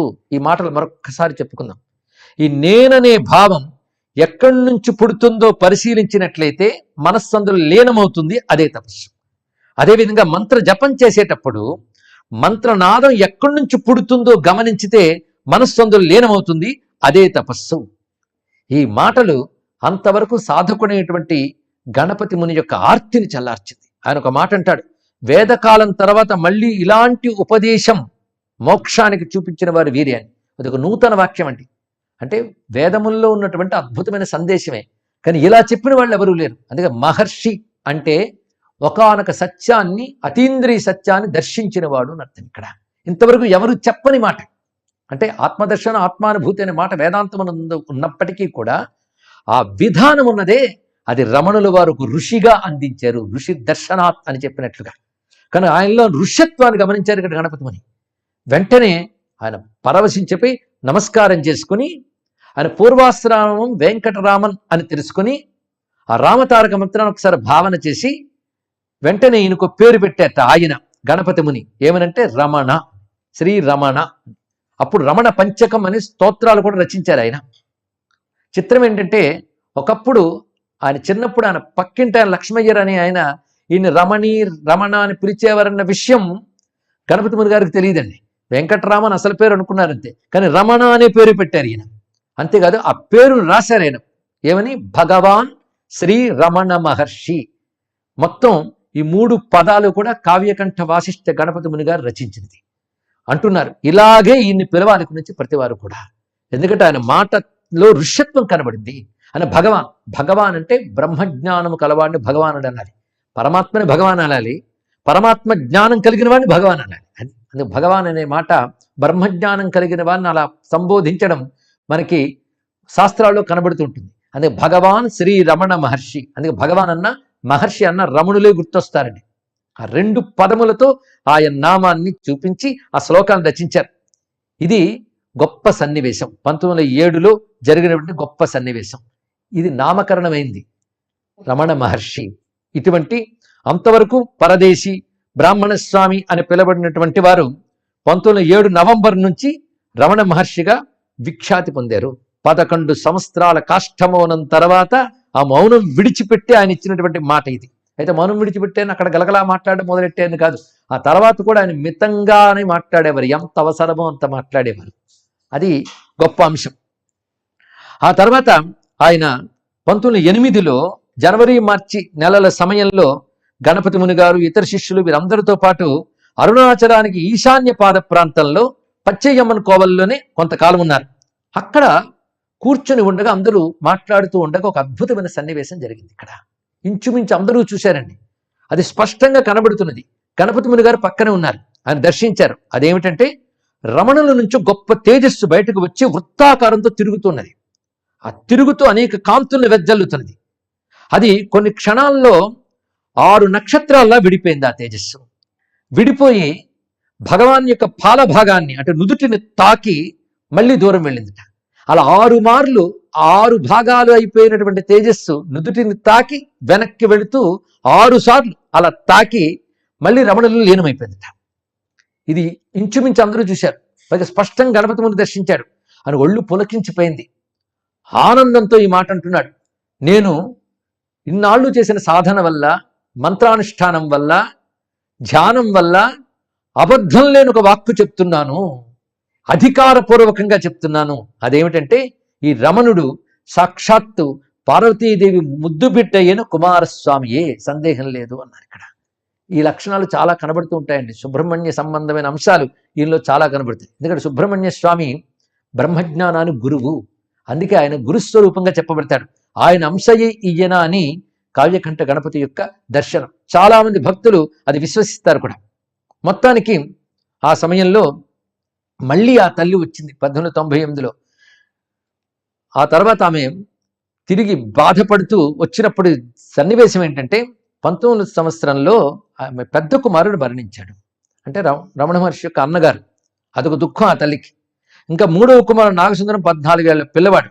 కానీ కుటుంబ భారం మోయడం కోసం ఆయన ఒక దేవస్థానంలో గుమస్తాగా చేరాడు. అదొక బాధాకరమైన అంశం. అతను 1902లో అన్నను చూడ్డానికి వచ్చి, అంటే రమణ మహర్షిని చూడ్డానికి వచ్చి దుఃఖం తట్టుకోలేక కౌగులించుకుని ఏడ్చెట్ట. దానికి కూడా ఆయన చలించలేదు, ఉదాసీనంగానే ఉన్నారు. ఆ తర్వాత తల్లి వైరాగ్యంతో కాశీ మొదలైన క్షేత్రాలు తిరుగుతూ 1914లో తిరుపతి వెంకటేశ్వరుని దర్శించుకుని ఇంటికి వెళుతూ మళ్ళీ విరూపాక్ష గుహకు వచ్చి రమణులు వారిని దర్శించి వెళదామని అక్కడ ఉన్నది కొద్ది రోజులు. ఆ సమయంలో టైఫాయిడ్ జ్వరం వచ్చింది. సంధి లక్షణాలు కూడా కనబడ్డాయి. డాక్టర్లు ఆమె జీవించడం కష్టమన్నారు. అప్పుడు రమణులు తల్లికి సేవ చేస్తూ అరుణాచలేశ్వరుని ఉద్దేశించి 4 శ్లోకాలు చెప్పారు. అందులో అంటారు, భవరోగ భిషగ్వర, ఇది ఒక సంబోధన. కాలకాల, జ్ఞానాగ్నిగా జ్వలిస్తున్న అరుణాచల, అజ్ఞానపు చీకటిని చిమ్మివేసే జ్ఞానజ్యోతి, ఇవి సంబోధనలు. ఈ సంబోధనలతో ఆయన స్తుతించగానే తల్లికి ఆశ్చర్యకరంగా తిరిగి ఆరోగ్యం కోలుకుంది. తర్వాత ఆమె అక్కడి నుంచి తిరిగి వెళ్ళిపోయింది తన ఇంటికి. కానీ ఆ పరిస్థితులు, తన బాధ ఇవన్నీ అనుభవిస్తున్నది. ఒకవైపు పుత్రవియోగం, మరొకవైపు ఇంకా 3వ కుమారుడు పూర్తిగా ఆయన సర్దుకోలేదు. ఇటువంటి పరిస్థితి. ఆ సమయంలో కొన్నాళ్ళు ఆమె బిడ్డకు దూరంగానే ఉంది. కానీ వరుసగా వస్తున్న దుఃఖాలు తట్టుకోలేక ఇక నేను రమణుల వారి దగ్గర ఉంటాను అని నిర్ణయించుకుని ఆమె తిన్నగా విరూపాక్ష గుహకు వచ్చింది. కానీ ఆ విరూపాక్ష గుహ అందరూ ఉండడానికి సరైనటువంటి సమయం కాదు. పైన తల్లి అని ప్రత్యేకమైన గౌరవంగా చూసేవాడు కట్టం, ఉదాసీనంగా ఉండేవాడు అంతే. ఆ స్థితిలో ఆమె తిరిగి వెళ్ళినటువంటి ఆవిడ కానీ ఇతన్ని విడిచిపెట్టలేక 1917 ఆ ప్రాంతానికి తిరిగి వచ్చింది. ఆ సమయంలో అక్కడ కొండపై నూతనంగా మరొక ఆశ్రమాన్ని ఏర్పాటు చేశారు. ఇది ఎక్కడ ఉన్నదంటే విరూపాక్ష గుహకు పైన కొండపై కొంత దూరంలో ఒక జలధార సమీపంలో ఉన్నది. దీనికే స్కందాశ్రమం అని పేరు. అక్కడ ఒక జలధార నిరంతరం సవిస్తూ ఉంటుంది. దాని చెంత నివాసం ఉంటే బాగుంటుందని 1915, 16 ప్రాంతాల ప్రాంతాన్నంతా బాగు చేసి ఒక చిన్న కట్టడాన్ని నిర్మాణం చేశారు శిష్యులందరూ. ఒక తోట వేశారు. ఆశ్రమం అంతా కూడా మంచి వృక్షాలు అవన్నీ ఉంచారు. అది స్కందాశ్రమం. ఈ స్కందాశ్రమం పేరుకి కారణం ఏంటంటే ఆశ్రమం నిర్మాణం చేసిన శిష్యుడు కందస్వామి, అంతే కదా. రమణులు స్కందావతారం అనే భావన కూడా ఉంది కనుక స్కందాశ్రమం అనే పేరు ఉన్నది. 1922 వరకు కూడా ఇక్కడే ఉండేవారు భగవాన్ల వారు. ఇలా ఉంటూ ఉంటే కొంతకాలానికి ఈ తల్లి అక్కడ ఉన్నది. తల్లి కోరిక మీద నాగసుందరం కూడా అక్కడికి వచ్చాడు, తమ్ముడు. ఎందుకంటే నాగసుందరానికి తర్వాత కొంతకాలం పెళ్ళయింది, భార్య కూడా మరణించింది. తనకు కలిగిన సంతానాన్ని చెల్లెల వద్ద ఉంచి ఆయన వైరాగ్యంలో ఉన్నాడు. ఇప్పుడు తాను కూడా రమణుల వారి వద్దకు వచ్చాడు తల్లితో పాటు. ఇప్పుడు ఆ నాగసుందరం అయితే వచ్చినప్పుడు వీళ్ళందరికీ ప్రత్యేకంగా రమణుల వారి బంధువులని మర్యాదలు జరిగేవి కావు. ఆయన కూడా ఆ విధంగా చూసేవాడు కాదు. అందరు భక్తుల్లాగే వీళ్ళు కూడా ఉన్నారు. కానీ ఆయన ఒక భక్తుల్లాగా వచ్చి దర్శనం చేసుకునేవాడు. క్రిందన గంభీర శేషయ్య గారి ఇంట్లో ఉండేవారు, ఇక్కడ ఉండకుండా. ఆ విధంగా తమ్ముడు అలా ఉంటూ రమణుల వారి ఉపదేశాల వల్ల క్రమంగా ప్రభావితుడై సన్యాసం స్వీకరించి కాషాయ వస్త్రాలు ధరించి 1918లో నిరంజనానంద నామాన్ని స్వీకరిస్తూ భిక్ష చేసుకుంటూ జీవించేవాడు ఆయన. కొంతకాలానికి ఆశ్రమవాసులు ఆయన ఆశ్రమంలో ఉండడానికి అంగీకరించారు. అప్పుడు ఆయన అక్కడ ఉంటూ రమణులను సేవ చేసుకునేవారు. ఈ విధంగా తమ్ముడు కూడా సన్యాసించాడు. ఇక వృత్తాంతం కూడా చెప్తారండి. రమణులకు పూర్వకాలంలో వాళ్ళ ముత్తాతల కాలంలో వారింటికి ఎవరో ఒక భిక్షకుడు వచ్చాట. అది చూసి వాళ్ళ అప్పుడున్నటువంటి పెద్ద ఆయన, ఒళ్ళు బలిసి ఉన్నది, నువ్వు భిక్షెత్తుకోవడం ఏంటి, కష్టపడలేవా అన్నట్ట. ఆ సన్యాసి దానితో, ఈ సన్యాసులను అవమానించావు గనక నీ వంశంలో తరానికి ఒక సన్యాసి వస్తాడయ్యా అని చెప్పారు. అందుకే రమణుల వారి తండ్రి సుందరమయ్యర్ గారు వాళ్ళ అన్నగారు సన్యసించారట. తర్వాత ఇప్పుడు ఈయన సన్యసించాడు. ఈయన తమ్ముడు కూడా సన్యసించాడు. అయితే ఈ తమ్ముడికి అప్పటికి సంతానం కలిగింది, భార్యా వియోగం కలిగింది. ఇప్పుడు ఆయన సన్యసించి ఇక్కడే ఉంటున్నారు. ఇది పరిస్థితి. అయితే ఈ తల్లి మాత్రం తనయుడనే ప్రేమ ఆవిడకు ఉంటుంది కదా, దానితో ఆయనకి ఇది ఇష్టం అది ఇష్టం అనేవి చేయడం మొదలుపెట్టిందిట. కానీ అది చాలా ఇబ్బంది పడేవారు. భగవాన్ల వారు. ఎందుకంటే ప్రత్యేకమైనటువంటి ప్రేమ దేని మీద లేదు, ఉదాసీన భావంతో ఉండేవారు. ఒకసారి ఈయనకి అప్పడాలు చాలా ఇష్టం అని చెప్పి అప్పడాలు ఒత్తుతాను, నువ్వు కొంచెం సాయం చేస్తావా అన్నది. వెంటనే ఆయన అన్నాడు, దొరికింది తినిపడి ఉండక ఇవన్నీ ఎందుకు, నేను చెయ్యను, నువ్వు చేసినా తినను, అన్ని నువ్వే చేసుకో, నువ్వే తిను అని చెప్పారు. అంటూ నీ అప్పడాలు నువ్వొత్తుకో, నా అప్పడాలు నేను ఒత్తుకుంటానన్నట్టు. అంటూ ఆయన అప్పడాలు ఒత్తుకోవడం అంటే ఒక పాట రాశారు ఆయన. ఇది అప్పడపు పాట అని. ఆవిడ అప్పడాలు ఒత్తుకున్నంతసేపు ఈయన ఒక పాట రాశారు, అప్పడపు పాట అని. ఈ తమిళంలో చాలా విశేషమైంది. దీని తర్వాత తెలుగులో అనువదించారు కూడా. అప్పడమొత్తి చూడు అది తినినప్పుడే నీ ఆశ వీడు. అప్పడం మీద ఆయన తాత్వికంగా భావన చేస్తూ రచించారు ఇక్కడ. ఈ పుడమియందున నేమరి తిరుగక సద్బోధానందుడవు సద్గురునాథుడు చెప్పక చెప్పెడి తత్వమగు సమము గొప్పది లేనట్టి ఒక మాట చొప్పున అప్పడమొత్తి చూడు. తానుగాని పంచకోశ క్షేత్రమునందు తానుగా పెరుగు అభిమానము ఇనుములను నేనెవ్వడను విచార జ్ఞాన తిరుగలి నేనుగానని పగులగొట్టి పిండియు చేసి. తానుగాని పంచకోశ క్షేత్రమునందు తానుగా పెరుగు అభిమానము ఇనుములను అన్నారు. అంటే మాషములు నర్థం, మినుగులు నర్థం. అంటే తాను కాని శరీరంలో తాను అనేటువంటి మిథ్యారూపమైన అభిమానం ఉందో ఆ మినుములు తీసుకో, ఆ మినుముల్ని నేనెవ్వడని విచారణని తిరుగల్లో దాన్ని పిండి చెయ్యు. ఆ తర్వాత ఏం చేయాలంటే సత్సంగమనయడు నల్లేరు రసముతో శమదమములను జీలకర్ర మిరియములు ఉపరతి అనునట్టు ఉప్పును కలిపి సద్వాసనయనుడు ఇంగుమును చేర్చి రాతి చిత్తము నేనని భ్రమయక లోదృష్టి రోకటితోను మానక దంచి శాంతము కడుపుతో సమమగు పీటపై సంతత మలయక సంతసంబుతోడా అప్పడమొత్తి చూడు. మౌన ముద్ర ఎనిడి ముగియని పాత్రమున జ్ఞానాగ్నిచే క్రాగు సద్బ్రహ్మఘృతమున నేనది యగునని నిత్యముని పేల్చి తనుదాని భుజయింప తన్మయుమగనట్టి అప్పడమెత్తి చూడు. ఇది అప్పడమొత్తి చూడు అనేటువంటి మాటతో ఆయన ఏ విధంగా విచారణ చేయాలి, ఏ విధంగా మిథ్యారూపమైన అహంకారాన్ని విడిచిపెట్టి అహం స్ఫూర్తిని పొందాలి అనేదాన్ని అంత చక్కగా వివరించారు. అంతేకాదు అందరూ ఆ పాట నేర్చుకున్నారు.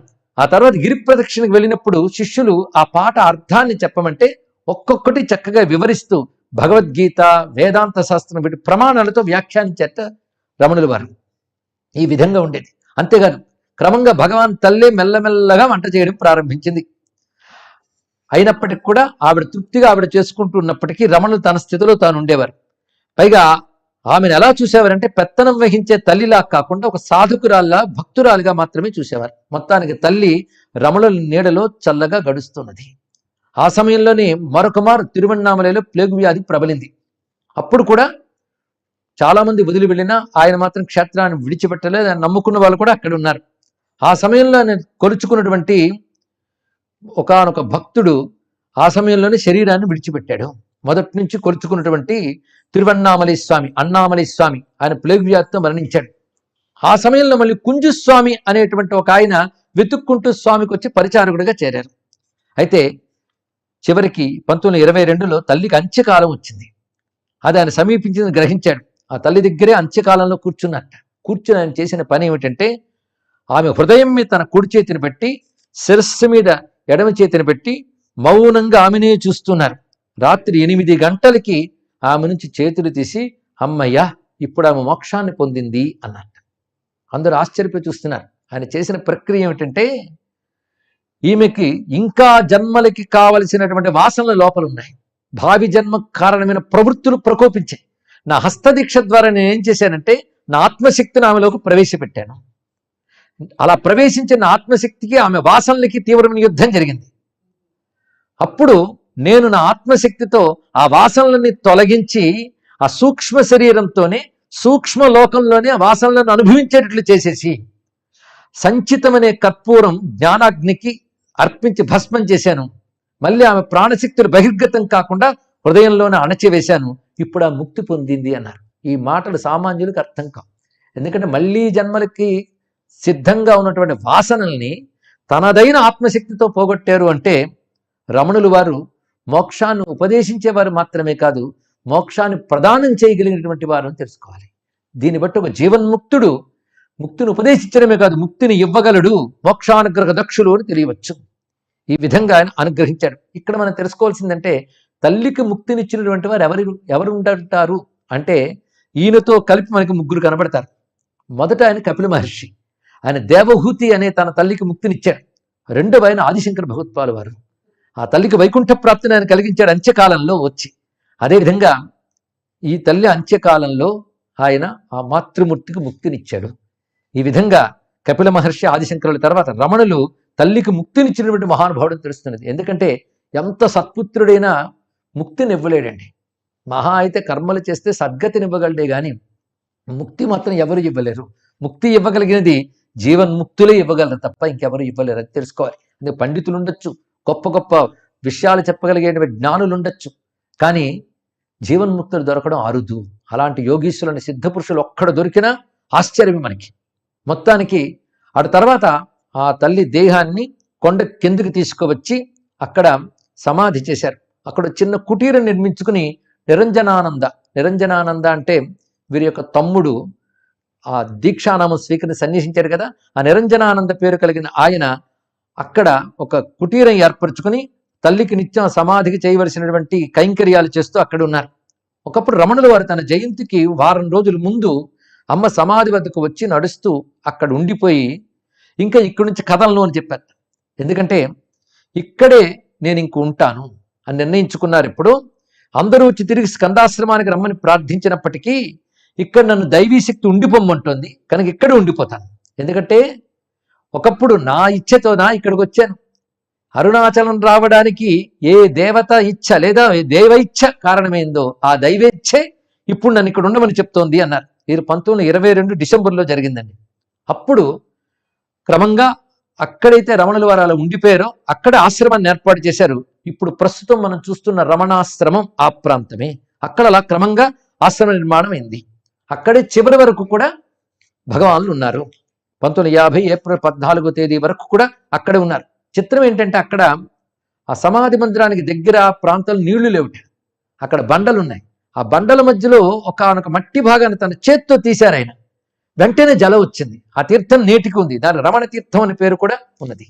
అంటే ఎటువంటి శక్తి ఆయన వద్ద ఉన్నదో మనం గమనించుకోవచ్చు. ఈ విధంగా రమణాశ్రమం ఏర్పడింది ఇక్కడ. అంతేకాదు ఇంకా అనేక మంది భక్తులు దేశ విదేశాల నుంచి జిజ్ఞాసులు అందరూ వచ్చేవారు. ఇక్కడ మనం గమనించుకోవాల్సింది ఏంటంటే అరుణాచలం ప్రక్కన మరో అచలంలో ఉన్నారు ఆయన. అచలం అంటే కదలనిది అని అర్థం. అక్కడ అరుణాచలం కదలదు, ఇక్కడ ఈయన కదలడు. అరుణాచలం ఒకసారి ప్రవేశించిన తర్వాత మొత్తం 54 ఏళ్ళు అక్కడే ఉన్నారాయన. అసలు కదిలి బయటికి రాలేదండి. ఇక్కడ అరుణాచలేశ్వరుడే సర్వస్వం అని ఉన్నారాయన. అలాంటి విశేషం. ఆయన ఎక్కడికి కదలలేదు, ప్రపంచమంతా ఆయన చుట్టూ కదిలింది. అది తెలుసుకోవాల్సింది. ఎక్కడెక్కడి వారు సముద్రాల ఆవలున్న విదేశాల వారు కూడా ఆయన గురించి తెలుసుకుని దర్శించాలని రావడం. వచ్చిన వారు ఏ ఒక్కరికి ఆశాభంగం కలగలేదు. ఒక మహాత్ముని దర్శిస్తున్నామని భావించిన వారికి వారు ఊహించిన దానికంటే ఒక మహాత్మ లక్షణాలు ఇక్కడ కనబడ్డాయి. అది గొప్ప విషయం. అందుకే ఆయన కదలకుండా తన చుట్టూ ప్రపంచాన్ని కదలించుకున్నటువంటి గొప్ప జ్ఞాని ఆయన. ఆ ఆశ్రమంలో జరగానే క్రమంగా ఆశ్రమం అభివృద్ధి జరిగింది. ఎప్పుడైతే ఆశ్రమం అభివృద్ధి జరిగింది ఇంకా మిగిలినవన్నీ వస్తాయి. ఎందుకంటే అనేక మంది రావడంతో ధనం చేరింది. ధనం చేరింది ఎప్పుడో ఇంకా దానికి సంరక్షణ, వచ్చేవారికి భోజనాలు, దానికంటూ భవన నిర్మాణం, ఒక వ్యవస్థ తయారు కావాల్సి వచ్చింది. ఆ వ్యవస్థ తయారు వచ్చేటప్పటికల్లా ఇంకా అధికారాలు, పోటీలు ఎన్నో వచ్చాయి. మేమంటే మేమని వచ్చాయి. ఇవి ఎప్పుడు సహజమండి. మహాత్ములకైనా వాళ్ళ చుట్టూ ఉన్న వాళ్ళ దగ్గర తప్పవు, కానీ వాళ్ళు ఉదాసీనంగానే ఉంటారు, వీళ్ళు చలించిపోరు. అదే జ్ఞాను దగ్గర ఉన్న వాళ్ళందరూ జ్ఞానులు అనుకోవద్దు. ఇంకా దగ్గరున్న వాళ్ళకి తెలిసేది కంటే దూరంగా ఉన్న వాళ్ళకి విలువ తెలుస్తుంది. వాళ్ళు చాలామంది అవకాశవాదులు ఉంటారు, లేకపోతే అధికారం కోసం ఆయన దగ్గర పోట్లాడడం ఏంటి, ఆయన ఉదాసీనంగా ఉన్నారు, ఏమీ పట్టించుకోలేదు. అటువంటిప్పుడు ఈ వ్యవస్థే వద్దనొచ్చు కదా. అంటే ఈ వ్యవస్థ ద్వారా ప్రపంచానికి ఉపకారం జరుగుతుంది. ఇక్కడ ఉన్నటువంటి వారు ఎలా ఉన్నప్పటికీ వ్యవస్థ వల్ల ప్రపంచానికి ఉపకారం. అందుకు ఆయన మౌనం వహించి ఉన్నారు. మొత్తానికి నిరంజనానంద స్వామి వారిని సర్వాధికారిగా పెడుతూ అక్కడున్న పెద్దలందరూ పవర్ ఆఫ్ అటార్నీ ఆయనకి ఇచ్చి ఒకానొక పరిస్థితిని ఏర్పరిచారు. అప్పుడు జస్టిస్ సుందరం చెట్టి గారు అనేటువంటి వారు ఈ బాధ్యత వహించి అనేక మంది భక్తుల కోరిక మీద ఒక పద్ధతిని ఏర్పాటు చేశారు. ఇప్పుడు ఏర్పడింది దివ్యమైనటువంటి ఆశ్రమం. ఇప్పుడు సర్వాధికారిగా ఆయన ఉంటూ చాలా అభివృద్ధి చేశారు, పరిసరాలు అభివృద్ధి చేశారు. అనేక మంది వచ్చేటువంటి భక్తులకు కూడా కొన్ని కట్టడాలు, అది ఆశ్రమ నియమాలను అనుసరించి కొన్ని కట్టడాలు చేశారు. అంతేకాదు తిరుచుళ్ళు స్వామివారి పుట్టిన చుట్టూ ఇల్లు ఉండేది, కానీ అది 1900 40 సంవత్సరాల్లోనే దాన్ని అమ్మేశారు, అప్పులు తట్టుకోలేక. ఇప్పుడు దాన్ని తిరిగి కొన్నది ఆశ్రమం. తిరిగి కొని దానికి సుందర మందిరం అని పేరు పెట్టారు. సుందర మందిరం అంటే సుందరమయ్యర్ అని రమణుల వారి తండ్రి పేరు కదా, ఆ పేరు అక్కడ పెడుతూ సుందర మందిరం అని పెట్టారు. అదేవిధంగా మధురలో స్వామివారికి ఆత్మానుభూతి కలిగినటువంటి పినతండ్రి గారి ఇల్లుంది. దాన్ని కూడా ఒక మహారాజు ఇచ్చినటువంటి సొమ్ముతో తిరిగి కొని రమణ మందిరం అనే పేరుతో దాన్ని ఉద్ధరణ చేశారు. ఇప్పటికీ ఆ రెండు కూడా స్మారక చిహ్నాలుగా ఇప్పటికి ఉన్నాయి. ఈ విధంగా ఉన్నటువంటి పరిస్థితిలో నిరంజనానంద స్వామివారు తర్వాత తన సంతానం చెల్లెల దగ్గర ఉంది, చెల్లెలతో కూడా ఇక్కడికి తెప్పించారు. వాళ్ళు కూడా ఇక్కడే ఉన్నారు. చిత్రం ఏంటంటే సంసారాన్ని విడిచిపెట్టారు స్వామి. సంసారం అంతా మళ్ళీ ఆయన చుట్టూ చేరింది, కానీ ఆయన సంసారంలోకి ప్రవేశించలేదు. ఇది తెలుసుకోవాల్సినది. సంసారానికి అతీతంగా ఉన్నారు. అయితే ఆయనకి అరుణాచలేశ్వరుడు అంటే పర్వతం కాదు, శివుడే. ఎన్ని మార్లలో ఆయన ప్రదక్షిణ చేసేవారు. ఆయన ఒక మాట అంటారు, కైలాసం శివుని ఆవాసం, కానీ అరుణాచలం శివుడే అన్నారు. ఇక్కడ కైలాసంలో శివుడు ఉంటాడు, అరుణాచలంలో శివుడు ఉంటాడు కదా, అరుణాచలమే శివుడు. గిరి ప్రదక్షిణ అంటే ఈశ్వర ప్రదక్షిణే. అసలు గిరి ప్రదక్షిణకు మించిన సాధన లేదు. ఆయన అరుణగిరి ప్రదక్షిణకు ఒక మాట చెప్పారండి, సంచార సమాధి అన్నారు. ఇక్కడ అంటే ధ్యానంలో ఏకీకృతమై ఏదో ఒక చక్రమును దృష్టి నిలిపి సమాధి పొందుతారు యోగులు. ఇక్కడ ప్రయత్నం చేయకుండానే అరుణగిరి చుట్టూ ప్రదక్షిణ చేస్తూ ఉంటేనే అదే సమాధి అని చెప్పారు. దాన్ని సంచార సమాధి అని పేరు పెట్టారు. అద్భుతమైన విషయం. అంతేకాదు, దేవతలు ఈ గిరికి ప్రదక్షిణ కుడివైపున చేస్తూ ఉంటారు కనుక మనం వారికి అడ్డు రాకుండా రోడ్డుకి ఎడం వైపునే మనం నడవాలి అని చెప్పారు. ఇలాగ అనేక నియమాలు కూడా ఆయన చెప్పారు. సిద్ధ పురుషులతో, యోగులతో, దేవతలతో మనం ప్రదక్షిణ చేసినటువంటి పుణ్యం కూడా లభిస్తుందయ్యా అని వివరించారు. అయితే ఒక విశేషమైన అంశం అన్నది, ఒకప్పుడు శృంగేరి పీఠం నుంచి అక్కడ ఉన్నటువంటి పండితుల్లో ఒక పండితుడు ఇక్కడికి వచ్చి స్వామివారి దర్శనం చేసి చాలాసేపు మాట్లాడి, నేను భోజనం కోసం ఊళ్ళోకి వెళ్తున్నాను కానీ ఒక చిన్న మాట మీకు చెప్పాలన్నది, ఏమో అనుకోకండి, మీరు చిత్తగించారు. ఎందుకంటే మీరు మహానుభావులు, బ్రహ్మవేత్తలు, కానీ శాస్త్రోక్తంగా మీ సన్యాసి దీక్ష స్వీకరించలేదు. కాబట్టి పూర్వం నుండి వస్తున్న పరంపరకు సంబంధించిన ఆచారాన్ని అనుసరించి మీరు శాస్త్రోక్త సన్యాస దీక్ష తీసుకుంటే బాగుంటుంది అని అనిపిస్తున్నది. ఎందుకంటే మీకున్న జ్ఞానానికి మిమ్మల్ని మా గురు పరంపరా స్తోత్రంలో చేర్చుకోవాలనిపిస్తుంది. కానీ మీరు అనుజ్ఞ ఇస్తే మా మఠం నుండి అన్ని సామాన్లతోనూ తగినటువంటి వ్యక్తులతో వచ్చి దీక్ష ఇప్పించగలం. అంతేకాదు, మీరు కౌపీనమే ధరిస్తారంటే అఖండ కాషాయం ఇష్టం లేకపోతే కాషాయ కౌపీనం ధరించేనే మీరు ఉండవచ్చు. కనుక దీక్షకు మీరు అనుమతించండి, బాగా ఆలోచించుకున్న సమాధానం చెప్పండి. నేను కొండ దిగి భోజనం చేసి సుమారు 3 గంటల ప్రాంతం తిరిగి వస్తాను, అప్పుడు మీ నిర్ణయం ప్రకారంగా నేను ఏర్పాట్లు చేశాను దీక్షగా అని చెప్పారట. మౌనం వహించి చూస్తున్నారు రమణుల వారు, ఏం మాట్లాడలేదు. అతను వెళ్ళగానే కొద్దిసేపటికే ఒక వృద్ధ బ్రాహ్మణుడు కొండ ఎక్కి వచ్చారు. సరిగ్గా వచ్చి, ఇది కూడా విరూపాక్ష గుహలో ఉన్న రోజుల్లోనే జరిగిన అంశం. ఆ వచ్చినటువంటి వాడు ఒక మూట పట్టుకు వచ్చి, ఇదిగో నేను ఇక్కడ పెడుతూ ఉన్నాను, నేను స్నానం కూడా చేయలేదు, ఇప్పుడే వస్తున్నాను, నేను స్నానం చేసిన పనులు చూసుకొస్తాను, అప్పటి వరకు ఈ మూట జాగ్రత్తగా చూస్తూ ఉండండి అని రమణుల వారికి అప్పచెప్పి వెళ్ళిపోయారు. అంటే ఈ సన్నివేశం జరిగింది విరూపాక్ష గుహలో ఉన్నప్పుడే. ఆ మూట అక్కడ పెట్టి వెళ్ళిపోయాడు. ఆ మూటలో ఇది ఆకర్షణీయంగా పుస్తకం కనబడుతుంది. ఆయన వెంటనే మూట విప్పి ఆ పుస్తకాన్ని చూశాడు. అది అరుణాచల మాహాత్మ్యం పుస్తకం. ఇది తిప్పగానే, అదే దాని పేజీ తిరగవేయగానే ఒక శ్లోకం కనబడింది అందులో. ఆ శ్లోకం, యోజనత్రయ మాత్రేస్మిన్ క్షేత్రే నివసతాం రుణాం దీక్షాదికం వినాప్యస్తు మత్ సాయుజ్యం మమాజ్ఞయా. ఇది ఆ గ్రంథంలో ఉన్నటువంటి వాక్యం. అంటే ఈ అరుణగిరికి 3 యోజనాల వరకు నివసించే వారికి ఏ దీక్షాదులు లేకపోయినప్పటికీ కూడా పాశరహితమైన నా సాయుధ్యం లభిస్తుంది అనే వాక్యం. అంటే దీక్ష అవసరం లేదు ఈయనకి అని చెప్పడం ప్రమాణం ఇప్పుడు లభించింది, శాస్త్ర ప్రమాణం అరుణాచల మహాత్మ్య గ్రంథంలో ఉంది. కొంతసేపటికి చెప్పిన ప్రకారంగా ఆ పీఠానికి సంబంధించినటువంటి ఆ విప్రోత్తముడు పండితుడు వచ్చాడు. ఏం నిర్ణయించుకున్నారు అని అడిగారు. ఈయన శ్లోకాన్ని చూపించట్టంతే. వెంటనే ఆయన నమస్కారం చేసి తిరిగి వెళ్ళిపోయాడు. వీళ్ళ పీఠాధీశులు చెప్తే ఆయన అన్నట్ట, మీ ప్రయత్నాలు విరమించండి, ఆయన సిద్ధపురుషుడు, ఆయనకి వర్తించవు అని తెలియజేశారు. దీన్ని బట్టి అరుణాచల మహాత్మ్యంలో ఆ శ్లోకం సరిగ్గా ఆయన సన్నివేశానికి తగ్గట్టు జరిగింది. చిత్రం ఏంటంటే ఆ పుస్తకాల మూట ఇచ్చి తర్వాత వస్తానని చెప్పిన వాడు మరి రాలేదు. అది తెలుసుకోవాలి. అంటే వచ్చినవాడు ఎవరు? అరుణాచలేశ్వరుడే తన బిడ్డని ఏ విధంగా అనుగ్రహించాడని రుజువు చేశాడు ఇక్కడ. ఇది తెలుసుకోవాల్సిన అంశం. మొత్తానికి అనేక మంది పీఠాధీశ్వరులు ఈయన వద్దకు రావడం జరిగినదండి. పూరి పీఠాధీశ్వరులు ఒకసారి వచ్చారు. వచ్చి వీరిని దర్శించి బ్రహ్మానందాన్ని అనుభవించి ఆయనకి శాస్త్రంలో విడిపడినటువంటి కొన్ని సమస్య ఈయనతో చర్చ చేసి సమాధానం పొందారు. అదేవిధంగా శివగంగ పీఠాధీశులు కూడా వీరి దర్శనం చేసుకున్నారు. ఇక కాంచీ యతీంద్రులు పాల్ బ్రంటన్ మహాత్ముడు తన వద్దకు వచ్చినప్పుడు యోగీశ్వరులు, మహాత్ములు, జీవన్ముక్తులు, జ్ఞానులు ఇప్పుడు ఉన్నారా అని వెతుకుతూ వచ్చిన ఆయనకి నువ్వు ఇటు అటు తిరగకుండా తిన్నగా అరుణాచలానికి వెళ్ళు, అక్కడ రమణ మహర్షి ఉన్నారు అని చెప్పారు. దీన్ని బట్టి అప్పుడు పీఠాధీశ్వరులు కూడా ఈయన యొక్క స్థితిని ఏ విధంగా గౌరవించారో తెలుస్తుంది.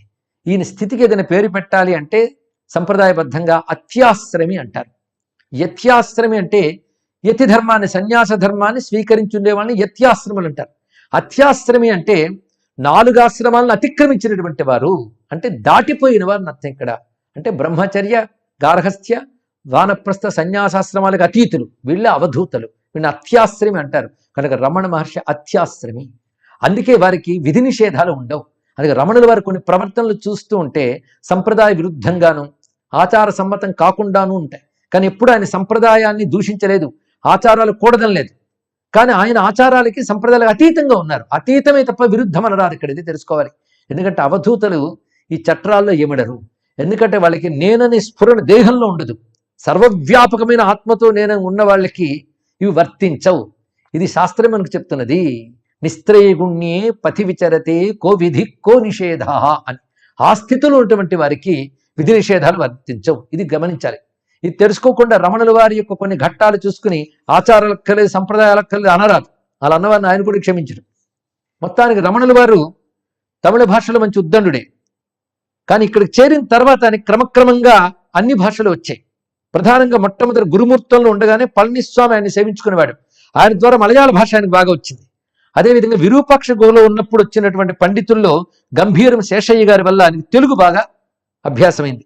అదేవిధంగా ముత్తు యజ్ఞరామ దీక్షితుల ద్వారా ఆయన నాగరిలిపి బాగా నేర్చుకున్నాను. ఈ కావ్యకంఠ గణపతి వచ్చాక ఆయన సంస్కృతంలో కూడా ధారాళంగా మాట్లాడడం తెలిసింది. ఇక్కడ అంటే ముందు భాషలు నేర్చుకున్నప్పుడు అక్షరములు నేర్చుకున్నా కానీ మాట్లాడలేదు. కానీ కావ్యకంఠ గణపతి వచ్చాకే ఆయనకి తిరిగి మాట్లాడడం మొదలైంది కనుక అప్పుడు ఆయన సంస్కృత భాషలో కూడా ప్రసంగించగలిగేటువంటి స్థితి. ఇలా వివిధ భాషల్లో పరిచయం కలిగిన వారు గనకనే అనేక భాషల్లో కూడా ఆయన రచనలు చేయగలిగారు. విశేషించి ఆయన అధ్యాత్మ రామాయణం, కైవల్య నవనీతం, యోగ వాసిష్టం, చూడామణి మొదలైనటువంటి తమిళ గ్రంథాలు, మలయాళ గ్రంథాలు ఇవన్నీ కూడా పళనిస్వామి చదువుతూ ఉంటే వినేవారు.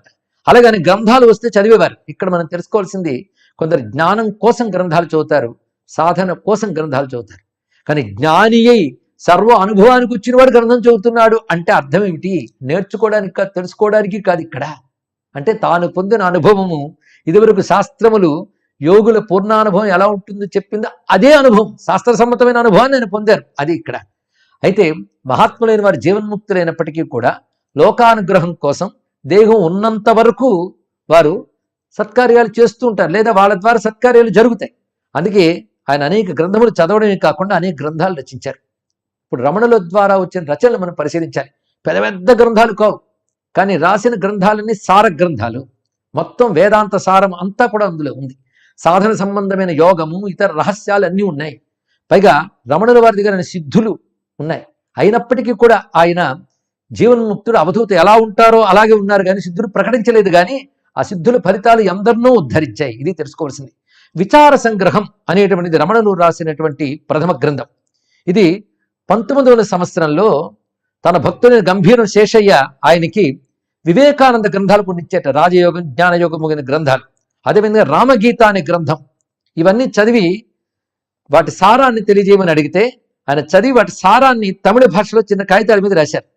అవన్నీ ఒక దగ్గర సమకూర్చి ప్రశ్నోత్తరాల రూపంలో నటనానంద స్వామి అనే ఆయన విచార సంగ్రహం అనే పేరుతో గ్రంథాన్ని తయారు చేశారు. తెలుగులో దాన్ని శ్రీ ప్రణవానంద అనే ఆయన తెలుగు అనువాదం చేసి ప్రకటించారు. అదేవిధంగా శంకరాచార్యులు రచించినటువంటి వివేక చూడామణి అనే గ్రంథం చిదంబరం నుంచి శాస్త్రి గారు ఇస్తే అది చదివి దాన్ని ద్రవిడ వచనంలో రచించారు రమణుల వారు. దానికి కూడా ప్రణవానందుల వారి యొక్క తెలుగు అనువాదం మనకు దొరుకుతుంది. అలాగే శంకరుల యొక్క ఆత్మబోధకు కూడా అనువాదం చేశారు రమణ మహర్షి.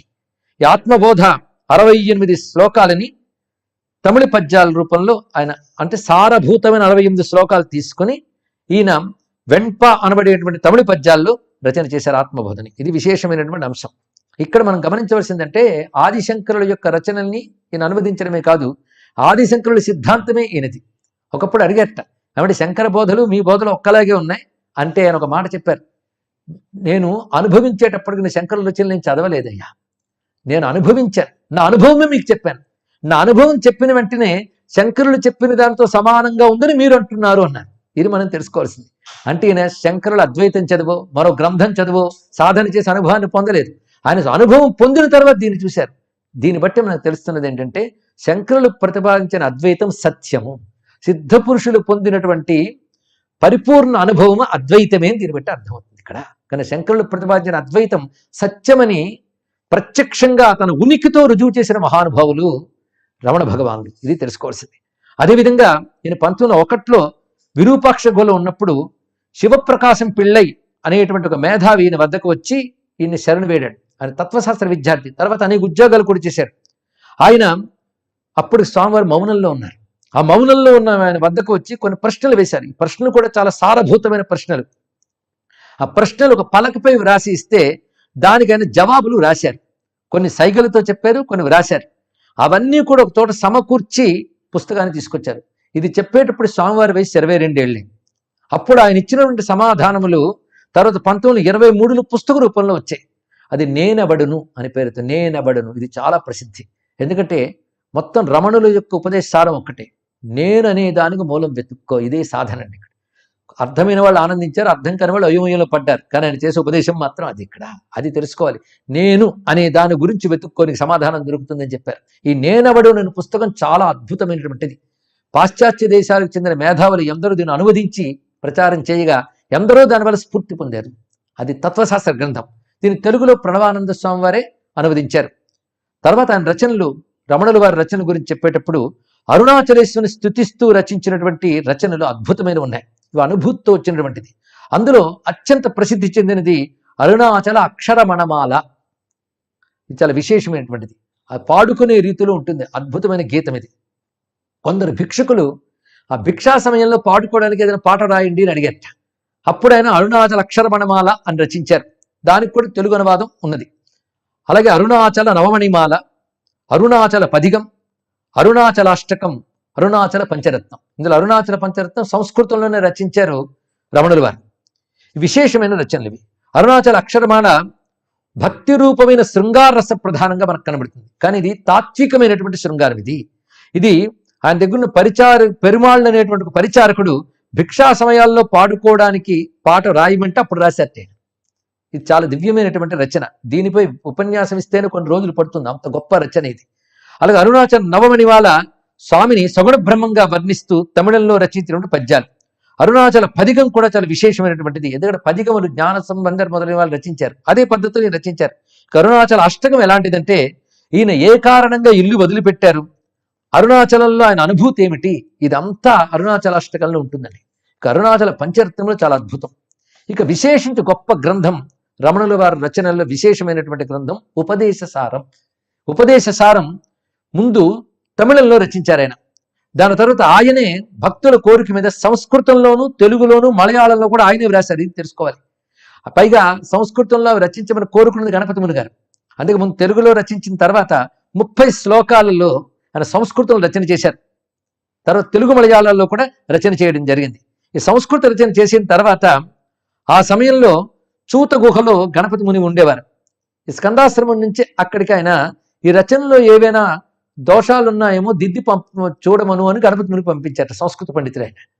ఆయన వెంటనే చూసి పక్కన వేద పండితులతో అంటున్నారట, మనం పండితులను సంతోషిస్తాం కానీ రమణులు రచించినటువంటి శ్లోకాల్లో ఒక్కడు కూడా మనం రచించలేము అన్నారు. దాన్ని వ్యాఖ్యానించే శక్తి కూడా మనకు లేదని. నిజానికి రమణులు రచించిన బ్రహ్మసూత్రాలు అని పేరు పెట్టవచ్చు దానికి. అత్యద్భుతమైనదండి ఉపదేశ సారం. సాధకుడికి అంతకంటే గొప్ప మాటలు మరుండవు, అంత అద్భుతంగా రచించారు. అదేవిధంగా రమణుల వారి యొక్క శిష్యభక్తుడు మురుగనార్ ప్రార్థనకి ఆయన తమిళంలో ఉల్లదు నార్పదు అని గ్రంథాన్ని రచించారు. అది ఉన్నది నలుబది అని తర్వాత తెలుగులో కూడా అది లభించింది. ఉన్నది నలుబది చాలా విశేషమైనటువంటి గ్రంథం. అదేవిధంగా ఉపదేశ మంజరి, ఇది స్వామివారు వివిధ సందర్భాల్లో చెప్పిన ఉపదేశాన్ని తమిళ భక్తుడు నటనానందుడు దాన్ని అంతటినీ కూర్చి అందించాడు. అదేవిధంగా ఏకాత్మ పంచకము అనేటువంటిది మహర్షి తమ సిద్ధాంతాలన్నింటినీ వివరించారు అందులో. అది విశేషమైన రచన.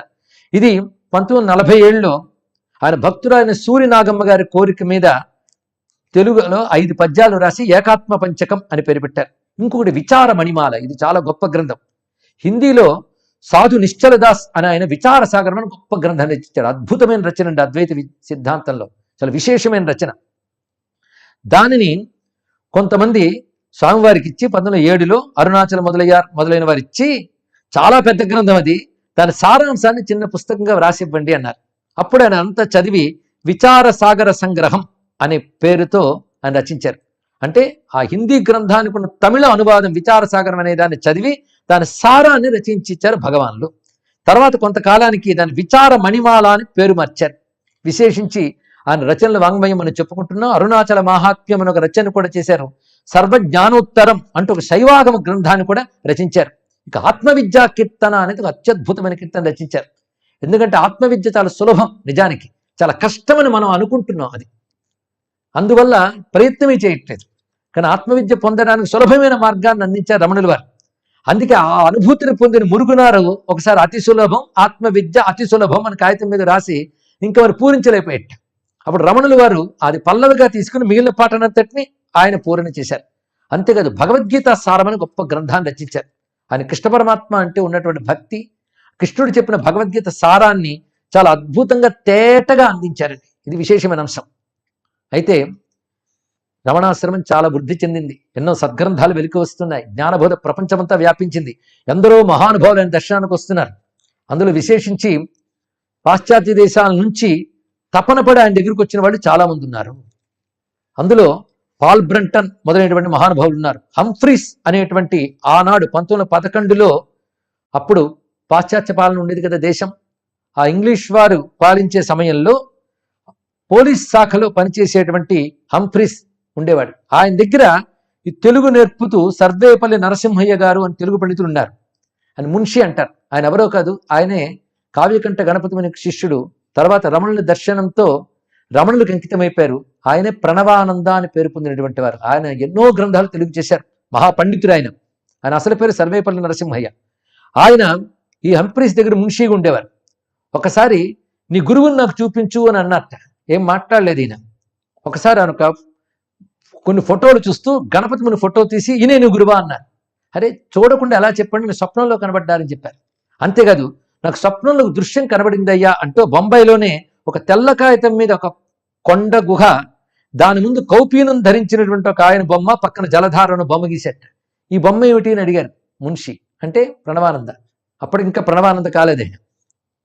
అప్పుడు ఆయన సర్వేపల్లి నరసింహయ్య గారే, ఈ బొమ్మ ఏమిటి గీసావంటే, నాకు నిన్న రాత్రి కలలో ఈ దృశ్యం కనబడింది, నేను ఎప్పుడు చూడలేదు అంటే ఆశ్చర్యపోయాడు ఆయన.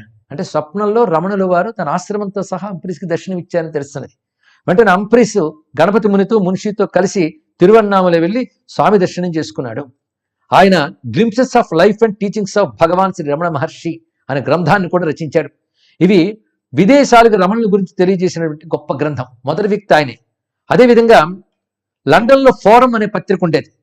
అందులో బుక్ రివ్యూలు చేసేటువంటి గొప్ప విమర్శకుడు, క్రిటిక్ ఉండేవాడు. ఆయన పేరు రాఫెల్ హార్ట్స్. ఆయన పెన్ నేమ్ పాల్ బ్రంటన్. ఆయన ఆంగ్ల దేశస్థుడు అయినప్పటికీ గొప్ప తత్వవేత్త, గొప్ప రచయిత. ఆయనకు భారతదేశం తత్వభూమి, ఆధ్యాత్మిక భూమి తెలుసు కనుక 1930లో అటువంటి ఆధ్యాత్మికవేత్తలు, నిజమైన యోగులను అన్వేషిస్తూ బయలుదేరాడు. అనేక చోట్ల ఆసేతు సీతాచలం అని పర్యటన చేశాడు. అనేక రకాల మహిమలు కలవాళ్ళు, రకరకాల ట్రిక్కులు చూపించేవాళ్ళు కనబడ్డారు. కానీ శుద్ధమైనటువంటి జ్ఞానం కలిగిన మహాత్ముడు, యోగి కనబడలేదే అని కొంచెం విచారణ ఉండేవాడు.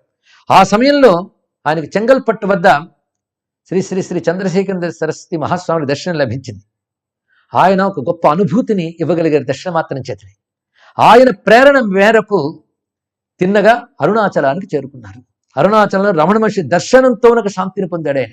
ఇన్నాళ్ళు ఏది వెతకాలని దాహంతో బయలుదేరాడో ఆ దాహం తీరింది దర్శనంతోనే. ఆయన కళ్ళల్లోనే తెలుస్తున్నది ఆయన యోగ లక్షణం. ఆ తర్వాత ఆయనతో మాట్లాడి ఆ తత్వజ్ఞానాన్ని గ్రహించి ఆశ్చర్యచకితుడై తాను చేసిన అన్వేషణ వ్యర్థం కాలేదు. అసలు భారతదేశంలో గొప్పతనం ఉంది, ఎందుకంటే కాని కాలం ఏర్పడింది. ఇంకోవైపు పాశ్చాత్య పాలనే కాకుండా పాశ్చాత్య వ్యామోహంతో సనాతన ధర్మం, ఆధ్యాత్మిక పరంపర, యోగశక్తి దెబ్బతింది. అయినప్పటికీ ఇంకా ఈ దేశంలో అటువంటి మహాత్ములు ఉన్నారు అనేటువంటి ఒక తృప్తి లభించింది నా అన్వేషణ విఫలం కాలేదు అంటూ గొప్ప గ్రంథాన్ని రచించాడు. A search in secret India, చాలా గొప్ప గ్రంథం. ఇవి నేటి తరం చదవాలండి. ఎందుకంటే పాశ్చాత్య సంస్కృతి వ్యామోహం, మన సంస్కృతిపై గౌరవం లేదు. కేవలం ధన సంపాదన, ధనంతో ఇష్టం వచ్చినట్టు తిరగడం, వినోదం, ఇవే బ్రతుకనుకుంటున్నారు. కానీ సత్యం ఏమిటి, ప్రపంచం ఏమిటి అని ప్రశ్నే లేదు. అలాంటిది ప్రపంచాన్నంతటిని కూడా ఆలోచింపజేసిన ఒకానొక పరంపర ఈ దేశంలో ఉంది. ఆ పరంపరకి అంతటికీ ఒకానొక ఉదాహరణగా మహాత్ములు నేటికి ఈ దేశంలో ఉన్నారు. అది రమణుల వారు అంటే ఏంటో తెలియనటువంటి యువతలు ఉన్నారు. అలాంటిది ఆనాటి పాశ్చాత్య మేధావులు రమణుల యొక్క విజ్ఞానాన్ని గ్రహించి ఏ విధంగా స్పందించి వాళ్ళ జీవితాన్ని ధన్యం చేసుకున్నారో తెలుసుకోవాలి. పైగా రమణులు మత ప్రవక్త కాదు, తత్వవేత్త. ఇది కూడా గమనించుకోవాలి. అందుకే ఆయన దగ్గర జ్ఞానాన్ని పొందినటువంటి అంఫ్రీస్ ఆయన వద్ద జ్ఞానం పొంది తిరిగి తన దేశానికి వెళ్ళి క్రిస్టియన్ చర్చిలో ఫాదర్గా చేరాడు. అంటే చిత్రం ఏంటంటే ఆయన మతం మార్చలేదు, తెలుసుకోవాలి. హిందూ మతం ఎవరిని మార్చదండి. ప్రతివాడు వాడి ధర్మంలో వాడు ఉండండి. కానీ హిందూ ధర్మం ఇచ్చే జ్ఞానంగానే తెచ్చుకున్నారా మీ మతం కూడా గొప్పదవుతుంది. అందుకే హిందువుగా పుట్టినవాడు ఏ మతంలోకి మారనక్కర్లేదు. అన్ని మతాలకి తెలివిని వెలుగుని ఇవ్వగలిగిన శక్తి హిందూ సనాతన ధర్మ తత్వచింతనలో ఉందని తెలుసుకోవాలి ఇక్కడ. అందుకే రమణుల వారు ఎవరిని ప్రతి దాన్ని గౌరవించేవారండి, ప్రతి మతాన్ని గౌరవించారు. అదేవిధంగా అందరినీ గౌరవించు, నీ మతాన్ని నువ్వు పాటించు, ఇందులో గొప్ప తత్వం ఉంది, అది పొందు అనేటువంటి గొప్ప సందేశాన్ని ఇచ్చారు. మొత్తానికి పాల్ బ్రంటన్ చేసినటువంటి రచన కూడా ప్రపంచ మేధావం ఆకర్షించింది. అందరూ రమణ భగవాను దర్శనం కోసం వచ్చారు. అలాగే ఆర్థర్ ఆస్బరన్ అనేటువంటి మహానుభావుడు గొప్ప రచన చేశారు. రమణుల వారి రచనలన్నిటి గురించి కూడా ఈయన గొప్ప గ్రంథాన్ని రచించారు. ఇక్కడ ఈయన విశేషించి రమణుల గురించి మాటలు, ఆయన యొక్క జీవితం ఇవన్నీ అధ్యయనం చేసినటువంటి వాడు. ఆయన ఒక మాట అంటారు, రమణులు కేవలం స్వచ్ఛమైన జ్ఞాన మార్గాన్ని బోధించారు. స్వచ్ఛమైన జ్ఞాన మార్గం, దేనితో కలుషితమై సంకరం కానటువంటి శుద్ధ జ్ఞాన మార్గాన్ని బోధించారు, అందులో సందేహం లేదు. కానీ ఆయన ఉపదేశించిన శుద్ధ జ్ఞాన మార్గంలోనే కర్మభక్తి మార్గాలు ఇమిడి ఉన్నాయి, వారికి విరుద్ధం చెప్పలేదు ఆయన. అదే రమణుల యొక్క ప్రత్యేకత. ఆయన సర్వ మత సంప్రదాయాలను గౌరవించారు, దివ్యక్షేత్ర ప్రభావాలను అంగీకరించారు. రమణుల బోధ సర్వవ్యాపకం, విశ్వజనీనం. అంటే ప్రపంచంలో ఏ జాతికైనా ఏ కాలానికైనా పనికొచ్చే జ్ఞానాన్ని ఇచ్చారు. అందుకే రమణుల వారి యొక్క ఉపదేశాలు చదివితే గొప్ప స్ఫూర్తి లభిస్తుంది. అంతేకాదు మన యొక్క గొప్పతనం మనకు తెలుస్తుంది. అంటే నేను మరణించిపోయి నశించిపోయి రోగగ్రస్తుడయ్యేవాడిని కాదు, నేను సచ్చిదానంద స్వరూపాన్ని ఒక అద్భుతమైనటువంటి జ్ఞానం అనుభవానికి వచ్చినట్టు చేస్తాడు మహానుభావుడు. సర్వమత ఆధ్యాత్మిక సత్యాలను అంగీకరిస్తూనే వీటికి ఆధారమైన మూల సత్యాన్ని లోకానికి ఎత్తి చూపించారు ఆయన అంటూ గొప్ప విషయాన్ని ఈ ఆరన్ అనేటువంటి ఆయన తెలియజేశారు. ఈయన రచించిన పుస్తకం కూడా చాలా విశేషంగా ఉన్నది. అదేవిధంగా ఇంగ్లాండ్కి సంబంధించినటువంటి సైన్య దళాధిపతి శాంతి కోసం తత్వాన్వేషణ చేస్తూ పాల్ బ్రంటన్ రచించిన గ్రంథం చదివిన తర్వాత రమణుల వారి దగ్గరికి వచ్చి ఇంకా అక్కడే స్థిరపడిపోయాడు రమణాశ్రమంలోనే. ఆయన పేరు ఏడబ్ల్యూ చాడ్విక్. ఈయన చాలా అత్యద్భుతంగా రమణుల వారి యొక్క జ్ఞానాన్ని గ్రహించి ఇంకొకరికి చెప్పగలిగిన స్థితిలో ఉన్నాడు. కానీ ఈయన గురించి ఒక మాట అంటారు రమణులు, చాడ్విక్ పూర్వం మనతో కలిసి ఉండేవాడేనయ్యా, మనలో వాడే, కానీ ఆ జన్మలో అతనికి పాశ్చాత్య దేశాల్లో పుట్టాలని వాంఛ ఉంది, అందుకు అక్కడ పుట్టాడు, నేను తిరిగి మన దగ్గరికే వచ్చాడని. అంటే ఎవరి జన్మ ఏంటో చెప్పేవారు ఆయన. ఒకప్పుడు కుక్క కొండ మీద ఉంచి ఆశ్రమం దగ్గర వచ్చి అరిచిందిట. వెంటనే ఆయన ఇదిగో దానికి అన్నం పెట్టి పంపించండి అనగానే అన్నం పెట్టిన కొండ మీద గెలిపోయిందిట. అదొక సిద్ధపురుషుడయ్యా, ఈ ఆశ్రమ భిక్ష స్వీకరించాలని వచ్చింది అని చెప్పారు. అంటే వారు వారి పూర్వజన్మలు కూడా చెప్పగలిగిన స్థితి ఆయనకున్నది. అలాగే ఇరాక్ దేశానికి సంబంధించినటువంటి ఎస్ఎస్ కోహెన్ అనేటువంటి వాడు రమణుల వారి యొక్క దర్శనం చేసుకున్న తర్వాత ప్రభావితుడై ఆ రమణాశ్రమంలోనే చివరి వరకు ఉండిపోయాడు. ఆయన రచించిన గ్రంథాలు కూడా చాలా విశేషమైనవి. గురు రమణ, రమణ స్మృతులు, అలాగే రమణుల సంభాషణలపై సమాలోచన, భాగవతం, అద్వైత సాధన మొదలైన గ్రంథాలు రచించారు.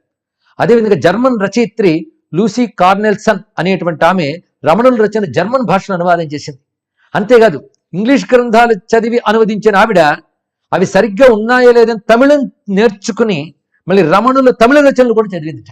దీన్ని బట్టి సత్యం కోసం ఆ మేధావులు చేసినటువంటి కృషిని చూడండి. ఇవేవి తెలుసుకోకుండా బతికేస్తున్నాము ఈ దేశంలో పుట్టి కూడా అనేటువంటి వేదన కలిగిన ఈ ప్రవచనానికి సార్థకమే. మొత్తానికి మహానుభావులైనటువంటి రమణులు 1948 చివరి భాగంకి వచ్చేటప్పటికల్లా 47 నుంచి కొంచెం ఆరోగ్యం సన్నగిల్లుతున్నది. 48 సంవత్సరం చివరి భాగంలో ఎడమ చేతి పై భాగంలో ఒక వ్రణం లేచింది. అది క్రమంగా ఎదుగుతున్నది.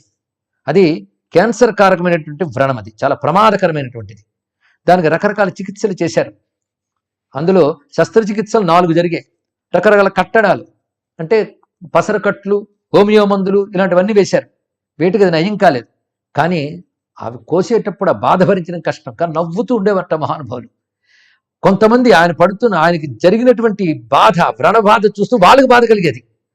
ఒక ఆయన అన్నట్ట, మహానుభావ మీ సంకల్పంతో దీన్ని తొలగించుకోవద్దా అన్నారు. వెంటనే ఆయన దాన్ని నేను రమ్మన్నాను పొమ్మనడానికి, మీరు ఎలా వచ్చారో అలాగే వచ్చింది, అది పోతున్నప్పుడు పోతుంది అన్నారు. అంటే తాను దేహం అనేటువంటి తాదాత్మ్యం లేనటువంటి వారే ఒకానొక పూర్వకర్మ శేషాన్ని అనుభవిస్తూ దాన్ని స్వీకరించారే తప్ప ఆయన చలించలేదండి. ఒకప్పుడు అక్కడ ఉన్నటువంటి రక్తాన్ని అంతటి పీల్చడానికి, చెడు రక్తం పీల్చడానికి జలగల్ని పెట్టారు అక్కడ. ఆ జలగలు అలా పీలుస్తూ గట్టిగుండిపోయాయి అక్కడ. దాన్ని పీకేటప్పుడు గొప్ప బాధ కలుగుతుంది నిజానికి.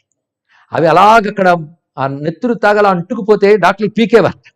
అప్పుడు కూడా నిశ్చలంగా చూస్తూ అదే నవ్వు, అదే ప్రశాంతత. ఒక మాట అన్నట్ట, ఓహో ఈ జలగలు సమాధిలోకి వెళ్ళినట్టున్నాయి అన్నట్ట. ఇలాంటి చమత్కారాలు.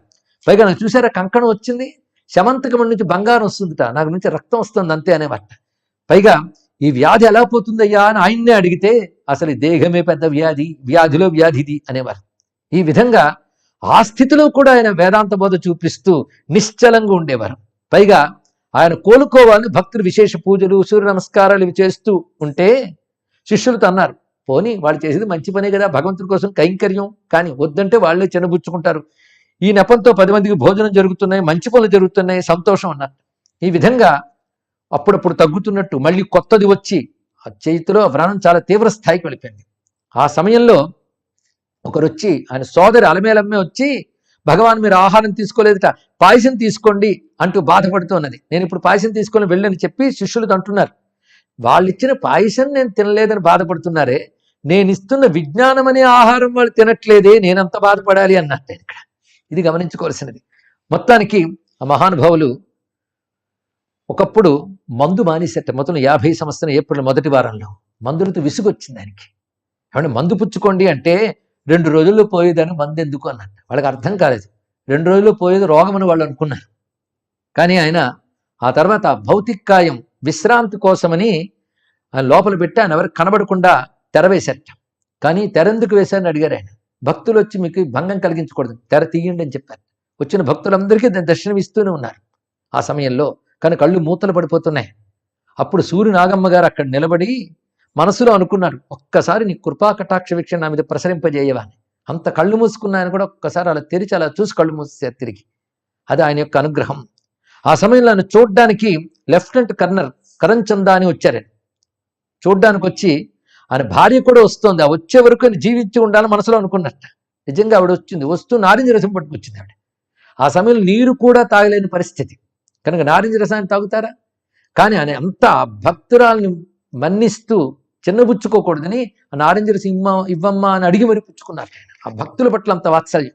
మొత్తాన్ని 1950 సంవత్సరం ఏప్రిల్ 14 కృష్ణపక్ష త్రయోదశి శుక్రవారం నాటి రాత్రి 8:47 ఆ సమయంలో అందరూ భగవానికి ఎంతో ఇష్టమైనటువంటి అరుణాచల అక్షరవణాలు పాడుతూ ఉన్నారు ఆయన వద్ద. అది వింటూ స్వామి నిర్యాణం చెందారు.